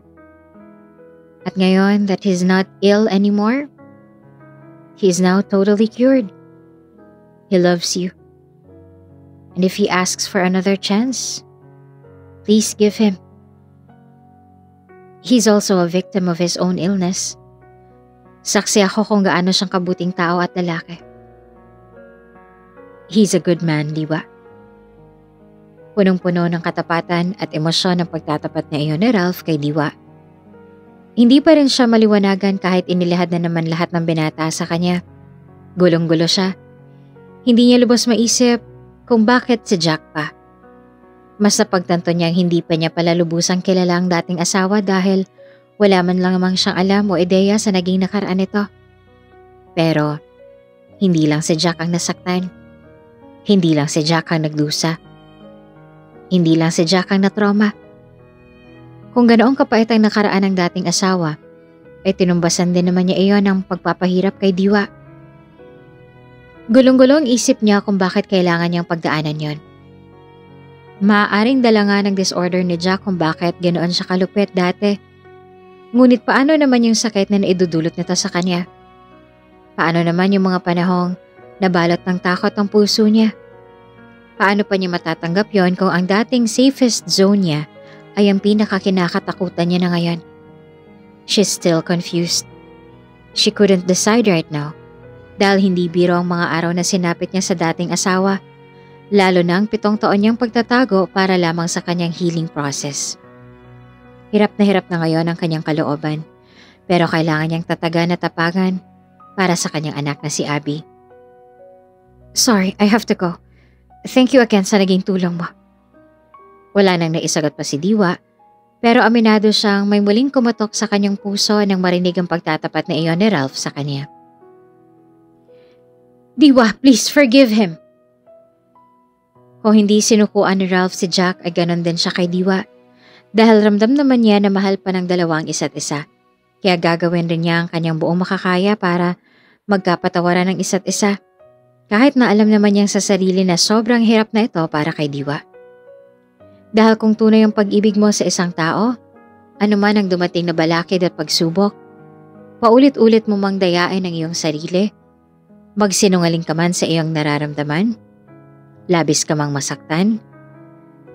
Kailanman ay hindi lamang pagpapalaya ang solusyon, kundi ang muling pagtanggap at pagpapatawad sa taong nagdulot ng matinding sakit sa iyo, pero siya talagang itinitibok ng puso mo. Sa kabilang banday na makauwi na si Diwa, na dala-dala pa rin ang mga sinabi ni Ralph, ay nabungaran niya roon si Jack na kalaro ang kanilang anak na si Abby. Nagulantang ang kanyang buong diwa, kaya mabilis siyang humakbang patungo sa kinaroroonan ng dalawa. "What are you doing here?" Taas kilay na tanong ni Diwa kay Jack. Napatigil naman ang dalawa sa paglalaro at napalingon kay Diwa. "Mommy, look! Gift sa akin to ni Tito Jack, oh!" Lumapit sa kanya si Abby upang ipagyabang ang binigay sa kanyang regalo ng kanyang ama. Kaagad naman itong hinila ni Diwa papalapit sa kanya. "Come here, Abby." Sambit ni Diwa na ngayon ay yakap-yakap ng anak.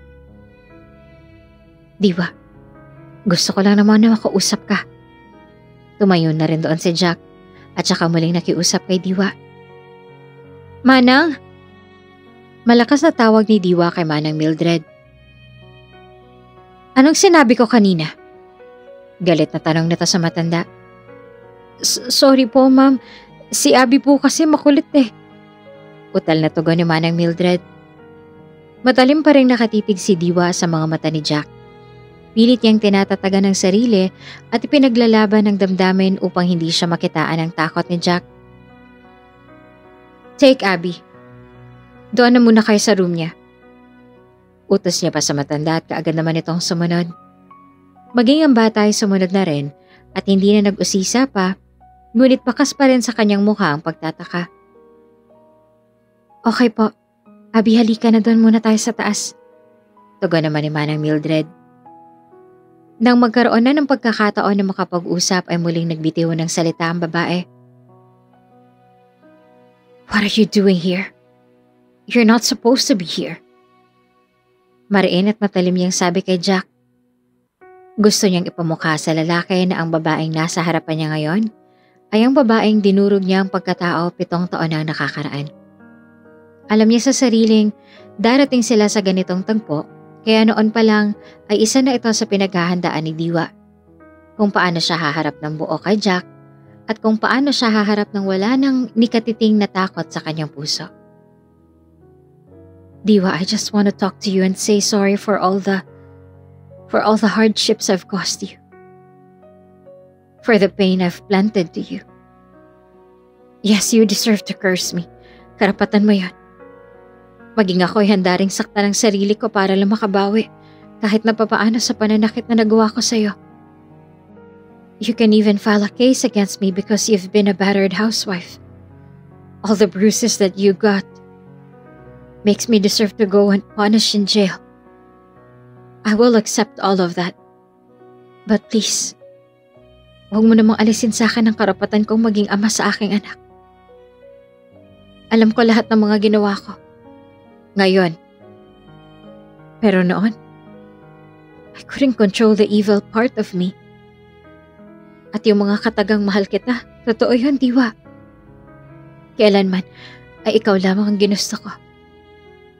Naging miserable ang buhay ko ng 7 taon na wala ka. At alam ko, kulang pa ang 7 taon na yon para pagdusahan ko ang mga nagawa ko sa'yo. At kulang pa yon kumpara sa mga nagawa ko sa'yo. Gusto ko nang ituwid lahat, Diwa.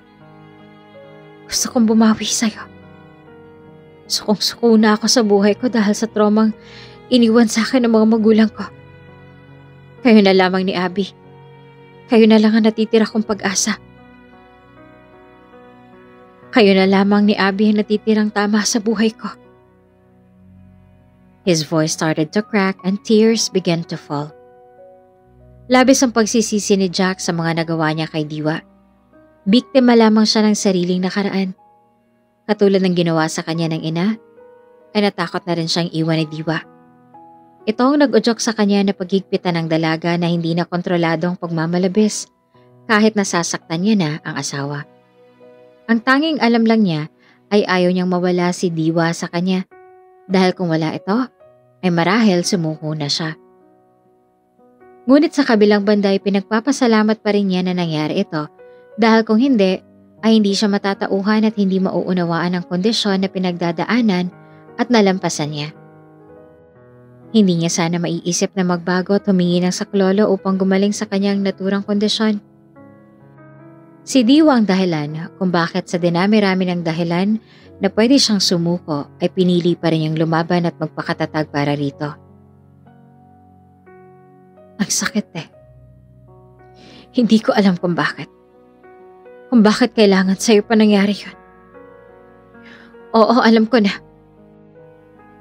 Ralph told me that you had a borderline personality disorder. He already explained it to me. Pero hindi ko maintindihan. Bakit hindi ko man lang napansin? Tiniis ko lahat, Jack. Yung sakit. Yung hirap. Masisisi mo ba ako kung bakit ako nagpakalayo-layo? Kung nagstay ako nun, sa tingin mo buhay pa ba ako ngayon? Yung trauma na nakuha mo sa mga magulang mo. Ngayon ako nang nakakaranas nun. Na yung pagtayo ngayon sa harapan mo, hindi ko alam kung paano ko nakakaya. Hindi ko alam kung paano ko nagagawa. Dahil simula nung tumakas ako sa'yo, marinig ko pa lamang yung pangalan mo at takot na ako. You're my safe place before, Jack. Pero ngayon wala na kasiguraduhan ng kaligtasan ko sa tuwing nasa paligid kita. Maging ang umibig muli, kinakatakutan ko na. Sobrang hirap, Jack. Sobrang hirap. Natatakot ulit ako magtiwala sa'yo. Nagsimula nang bumugso ang matinding damdamin ni Diwa at tuluyan ang pinakawala ng mga luhang nakalaan para sa paghaharap nila ng dating asawa na si Jack. Bumalik yung sakit na kung tutuusin ay hindi naman nawala pero nabawasan dahil sa kanyang anak na si Abby. Muling namutawi sa kanyang isipan ang bangungot na iyon na nangyayari sa kanyang buhay sa mga kamay ni Jack. I understand, Diwa.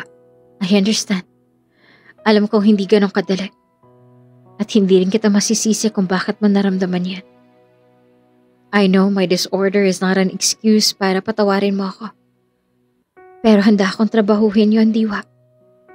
Handa akong gawin ang lahat, makuha ko lang kapatawaran mo. Masaya ako na makita ka ulit. Lalo na ang bata. Huwag ka mag-alala. Hindi mo na kailangang matakot pa habang nandito ako. I will not hurt you again. Na hindi ko aagawin sa iyong bata. Hindi ako karapat-dapat maging ama. Ni maging asawa. Makita ko lamang kayo, masaya na ako. I have one more day left here. Sa isang araw babalik na ako ng Maynila. At sasama na ako kay Ralph sa States for good. Hindi niyo kailangang umalis dito upang magtago ulit. Wala na kayong dapat pagtaguan. Kanina, kinukwento sa akin ni Abby kung gaano niya kamahal ang lugar na to. Ang mga tao, ang mga kaibigan niya at ang buong lugar. Sa tingin ko kung gugustuhin mo ulit na magtago at umalis papalayo sa akin, mahihirapan ka nang isama siya. Kaya don't worry.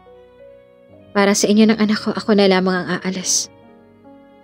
Pero hinihiling ko na sana sa isang araw ko na natitira rito. Pwede ko bang hilingin na makasama ko man lang ang anak ko? Kahit hindi mo na ako ipakilala sa kanya bilang ama niya. Iparanas mo lang sa akin kung paano maging ama na. Kailanman ay hindi ko naranasan sa mismong ama ko. Maiparamdam ko man lang sa kanya na kahit isang araw lang kung gaano ko siya kamahal. Kahit isang araw lang, Diwa. Kahit isang araw lang. Tunay ngang nagtagumpay sa Ralph na mapagaling si Jack sa kanyang kondisyon. Dahil base sa kilos nito at pananalita, ay halatang malaki na ang pinagbago nito. Pero sa kabila nito ay may isang bagay pa rin na mahirap nang ibalik. At iyon ay ang tiwala. Hindi galit o puot ang makakapagpabalik dito, kundi ang pagmamahal. Tunay na ito ang pinakamakapangyarihan sa lahat. Kahit gaano mo pa kinasusuklaman ng isang tao o kinapupuutan, once na ang gumawa ng paraan ay ang pag-ibig, mapapawi at maglalaho na ito na parang bula. Samantala, wala namang naisagot pa si Diwa sa sinabing iyon ni Jack, kaya naman nagpaalam na ito sa babae. Sige, uuna na ako. Salamat sa oras mo. Mga huling salitang binitawan ng lalaki bago ito lumabas ang pintuan. Buong magdamaki yung iniisip ni Diwa. Hindi siya mapakali. Hindi siya makapag-isip ng maayos kung tutuusin. Kung wala na talagang pagmamahalang nadudugtong sa kanilang mga puso, ay mas madali sana sa kanyang magdesisyon na tuluyan ng kalimutan at baliwalain ang dating asawa. Ngunit, may kung ano pa rin sa kanyang puso na pilit na tumatangis na muli itong bigyan ng pagkakataon. Hindi lang para sa kanya, kundi para sa kanilang anak na si Abby. Mommy, I'm sad. Nakakubli ang bata sa mga braso ng kanyang ina habang nakahiga sila sa kama. Why, baby? Napalingon naman si Diwa rito at nagtanong. Last day na ng event. Mamimiss ko si Tito Jack. Nagulat si Diwa sa sinabi ng kanyang anak. Ito na marahil ang tinatawag nilang lukso ng dugo na kailanman ay hindi madadaya ng puso at damdamin na maramdaman sa isang tao na may malalim na koneksyon nito sa kanilang mga buhay. Bakit mo naman siya mamimiss? Hindi mo naman siya kaano-ano? Tanong ni Diwa sa kanyang anak. Ewan ko ba, Mommy? Pakiramdam ko po ay matagal ko na siyang kilala eh. Hindi ko lang alam kung napapaniginipan ko na siya. Pero ang bait niya kasi sa akin. Kaya nalulungkot ako kasi aalis na sila. Sambit naman ni Abby sa kanyang ina ng tapat at puro ang atensyon. Don't be sad, baby. Nandito naman si Mommy. Si Daddy Lolo at Mommy Lola. Hindi pa ba kami enough? Muling tanong naman ni Diwa sa kanyang anak. Enough naman po, pero I also want to feel to have my own dad. That conversation with her loving daughter brought so much pain and heartaches. Hindi niya akalaing ganito ang naging epekto sa kanyang anak na si Abby. Buong akala niya ay ayos lang sa bata ang ganitong setup, ngunit hindi pala. Bata pa rin si Abby na nangangarap at nangungulila ng aruga ng isang ama. Tunay na hindi pa nga sila sapat sa bata upang mabuo ang pagkatao nito sa pamamagitan ng kanyang amang si Jack. Naputol naman ang kanilang pag-uusap sa biglaang pagdating ng mga magulang ni Diwa. Mommy Lola? Daddy Lolo, why are you here? Halata sa reaksyon ng batang pananabik nito sa kanyang mga lolo at lola. Mom! Dad! Sambit naman ni Diwa. Ano, nakaimpake na ba kayo? Tara na, naghihintay ng driver sa labas. Sa Chicago tayo magsistay muna. Malayo sa lalaking yan. Nagmamadaling sabi ng kanyang mga magulang. Ngayon ay handang-handa na talaga silang ilayo ang mag-ina sa presensya ni Jack. Hindi na nila hahayaan pang muling magkabalikan ng dalawa. Mommy, ano pong pinag-uusapan ninyo? Aalis po tayo. Nagtataka namang sabi ni Abby. Yes, apo. Hindi pa manatapos ang sasabihin ng ginang ay pinutol na ito kaagad ni Diwa. No, Mom. Not now. Sabi niya. Tila nagbago ang kanyang isip. Tila gusto niyang bigyan pa muli ng isang pagkakataon si Jack. What do you mean? Nagtatakang tanong ng kanyang ama. Abby, play muna kayo ni Manang Mildred doon sa playground. May pag-uusapan lamang kami ni na Mami Lola at Daddy Lolo mo, okay? After naming mag-usap, pupunta na tayo sa event, alright? Ngunit bago niya ito sagutin, ay minarapat niya munang ilayo ang bata upang hindi marinig ang kanilang pinag-uusapan. Event? Hindi ba't nandun si Sagot ng ginang. Sige na, baby. I'll call once we're done. At tuluyan ang nilisan ng bata ang lugar at nagtungo na sa kanyang playroom. Okay, Mommy. Kaagad naman itong sumunod. Diwa, ano to? Babalik kayo sa event kahit na naroon ang halimaw na yon? Hindi ako papayag. This time, kami na ng mommy mo magdedesisyon para sa inyo ng apo ko. Galit na sambit ng kanyang ama. Dad, Mom, mahinahong sabi ni Diwa. May nalaman ako tungkol kay Jack. At iyon ang dahilan kung bakit nagbagong isip ko. at doon niya na ikinwento ang lahat-lahat sa kanyang mga magulang. Ngunit para sa kanila ay hindi ito sapat na dahilan para muling tanggapin ang lalaki. Oo, maaaring nila itong patawarin, ngunit ang tanggapin muli sa kanilang bahay ay kalabisan na. What if nagpapaawa lang siya? Magpapabilog ka na naman ba ng ulo mo tapos idadamay mo pang apo ko? Stop this nonsense, Diwa. Aalis tayo ngayon sa ayaw at sa gusto mo. Galit na sabi ng kanyang ama. Dad, maaaring magagawa akong pigilan ng iba. Kontrolin ng iba pang mga pangyayari. Ngunit ang lukso ng dugo na nararamdaman ni Abby nung nakita niya si Jack, hindi ko makontrol. Ni ayaw niya nang mawalay sa ama niya. E paano pa kapag nalaman ng bata ang totoo? Baka lalong hindi na siya humiwalay kay Jack. Nadurog din ang puso ko nang umamin sa akin ng bata na hindi tayo sapat. Hindi ako sapat para makumpleto siya. Gusto niya ring maranasan na magkaroon ng ama. Kung maririnig niyo lang hinanaing ng anak ko, masasabi niyong tama ang desisyon na gagawin ko.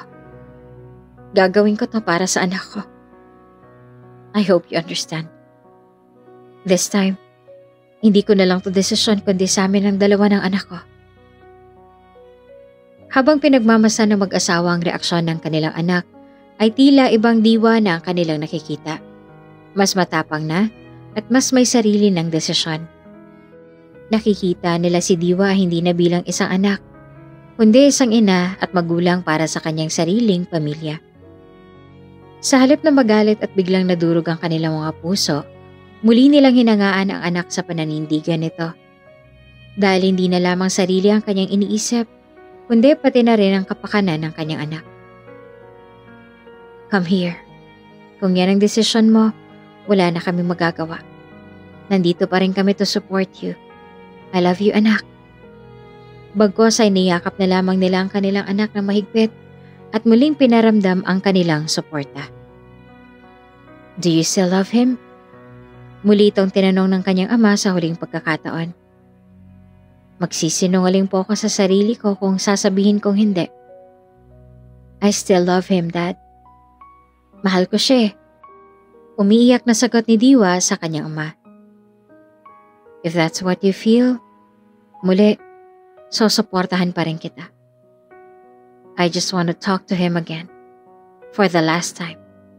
Sagot naman ng kanyang ama. Thank you, Dad. Tugon ni Diwa. Matapos nun ay sabay na silang nagtungo sa event at tuwang-tuwa muli si Abby na makita si Jack.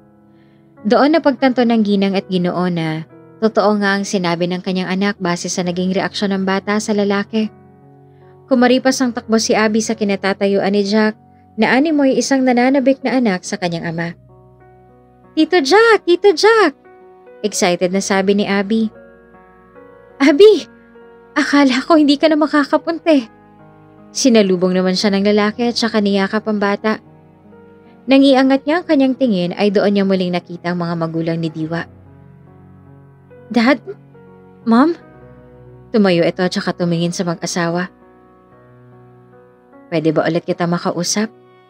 Seryosong sabi ng Ginoong. I'm glad to say yes, sir. Huminga ng malalim si Jack at saka buong loob na sumagot. Nagtungo sila sa may tabing dagat at doon nag-usap. Inumpisahan na ng Ginoong ang pag-uusap. Ginawa namin ang lahat para itago at ilayo sa iyo ang anak at apo ko. Halos lahat ng paraan ay nagawa na namin. Pero tila mapaglaro ang tadhana. Tadhana na mismo gumagawa ng paraan para magtagpo muli kayo ng anak ko. At yun ang hindi na namin kayang pigilan. Natatandaan mo yung huli kong sinabi sa'yo? Na ibalik mo lamang sa akin ang anak ko kung hindi mo na siya mahal o kung sasaktan mo lamang siya. Binalik mo nga siya. Pero puno na ng pasa at bugbog ang katawan. Masakit yon para sa anak ko. Pero mas masakit yon sa aming mga magulang niya. Ni hindi ko nga nalapatan ng batang yan ang aking mga kamay. Kahit noong bata pa lamang siya. Tapos ikaw lamang ang sisira sa pagkatao ng anak ko. How dare you? Lalaki ka ba talaga? Galit na galit ako sa'yo. Halos gabi-gabi ako hindi makatulog dahil wala man lamang akong magawa para maipaghiganti ang anak ko. Kayang-kaya katang ipabulok sa kulungan or worse, ipapatay. Pero mahal ka ng anak ko. Hindi man niya maamin noon na mahal ka pa rin niya. Pero nararamdaman namin. Kaya naisip namin na ilayo na lamang siya sa'yo. At ngayon, naririto ka na muli sa aking harapan. At alam ko na ang mga pinagdaanan mo. Kung babawiin mo ulit ang anak ko sa amin, pakiusap. Ako na ang nakikiusap sa'yo. Lalaki sa lalaki. Please, respect my daughter. Love her. Huwag ka nang mangako, bagkus ay gawin mo na lamang. Hindi biro ang 7 taon na trauma na natamo niya sa'yo. Please, don't ever hurt her again. Dahil kapag nangyari pa yan, patawarin na ako ng Diyos pero hindi ko na alam kung ano magagawa ko sa'yo. Naiiyak na sabi ng Ginoo kay Jack na matalim naman nakatingin sa lawak ng karagatan. Sa maniwala ho kayo sa hindi. Sobra kong pinagsisisihan ang aking mga nagawa. Kung hindi niya na ako matanggap ngayon, sobrang mauunawaan ko yan. She deserves peace and wisdom na pinagkait ko sa kanya noon. Hindi niya matatagpuan sa akin yun kung habang buhay na siyang may trauma sa akin. Hindi ko rin naman makakaya na makita lagi siya at mabuhay na takot dahil lang sa akin. Sir, gusto ko pong humingi ng paumanhin sa mga nagawa ko. Kung nasira akong tiwala ninyo. Dumarami na rin ng tao sa lugar at laking gulat ng kanyang ama nang biglang lumuhod si Jack sa kanyang harapan. Totoo ho ang intensyon ko ngayon. Ang gusto ko lamang ho ay ang kapatawaran ninyo. Nagsusumamong sambit ni Jack sa kanyang ama. Nadurog naman ang matigas na puso ng ginong sa ginawang iyon ng lalaki. Tila may kumurot sa kanyang puso at unti-unting nauunawaan ang pinagdadaanan ni Jack. Tumayo ka na dyan, utos pa ng Ginoo. Hindi madali ang magpatawad. Lalo pa kung ang taong yon ay labis na galit at sakit ang iniwan sa'yo. Pero bilang isang ama, nakatulad mo, hangad ko rin na magkaroon ng buong pamilya at may makilalang ama ang anak ko. Kaya pinapasa na kita kay Diwa. Sa kanya ko na pinapasa ang desisyon. Kung ano man ang maging desisyon niya, yun na rin ang sa amin. Sambit niya kay Jack. Maraming salamat po, sir. Taas-on namang sumagot si Jack at lalo siyang napaluha sa huling sinabi nito. Just call me Dad. Niyakap niya ng mahigpit si Jack ng may pusong mapagpatawad. Bumuhos ang kanilang mga luha sa pagkakataong yon. Ilang minuto na rin nakatayo doon si Diwa, Abby at ang kanyang ina. At nasaksihan nila ang muling pag-aayos ng kanyang ama at ng dati niyang asawa. Muling kumaripas ang takbo si Abby papunta sa kanyang ama. Daddy? Laking gulat naman ng lalaki na sa wakas ay binangkit na rin ng bata ang katagang matagal niya nang gustong marinig. Alam mo na? Gulat itong tanong. Sinagot naman ito ni Diwa. Yes, sinabi ko na sa kanya. Karapatan ng bata yan. Kahit gaano pa ako kagalit sa'yo. Kahit gaano ako namunghi sa'yo. Kahit ilang beses kong tinangkang kalimutan ka sa kabila ng mga ginawa mo sa akin. Wala eh. Nagiging tanga lang talagang puso sa taong tunay na minamahal ito. Kaya kahit na paulit-ulit ako masaktan, ikaw at ikaw pa rin ang iibigin ko. Kahit ang mukha na akong tanga, ikaw pa rin ang pipiliin ko. Dahil naniniwala ako, noong araw na sinagot kita, lahat ng pinangako mo, alam ko totoo yun. At handa akong sumugal ulit. Pero this time, ipanalo mo naman ako, Jack. Ipanalo mo na ako. Tuluyan ang muling lumuha si Diwa at naramdaman niya ang kagaanan ng loob nang mapatawad ang kanyang asawang si Jack. Ito lamang pala ang makakapag-alis ng bigat sa kanyang kalooban. Nararamdaman niya ngayon na tila ito na ang kasagutan sa kanyang mga isipin at dalahin. Si Jack lang pala mismo ang solusyon para tuluyan na siyang makawala sa mapait na kahapon. Sa kabila ng mga nagawa sa kanya ni Jack, ay nanaig pa rin ang kanyang pagmamahal para sa asawa. I will do that. Alam kong hindi madali ito sa inyo. Ang muling patawarin ako. Kaya sa pagkakataon na to, hindi ko na muling sisirain ang tiwala ninyo. Mahal na mahal ko kayo. Lalong-lalo ka na, anak ko. Mahal na mahal ka ni Daddy. Sambit ni Jack at saka niyakap ng mahigpit ang kanyang mag-ina. Mahal na mahal din kita, Daddy, sabi naman ni Abby. Muli nilang inayos ang mga masasamang nangyari sa kanila. Tinulungan nilang isa't isa upang makabangon muli at mas maging karapat-dapat at mabuting magulang para kay Abby. Sa ikalawang pagkakataon ay muling pinakasalan ni Jack si Diwa at itinama na muli ang mga kamaliang kanyang mga nagawa.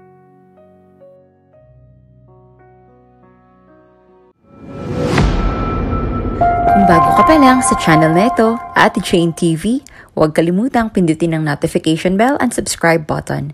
Sana po hindi naman malaking abala sa inyo ang pagpindot ng subscribe button dahil ang kapalit po nito ay ang pagsuporta para makapag-produce ng mga libreng stories sa mga channels ni Ate Jane. Maraming salamat!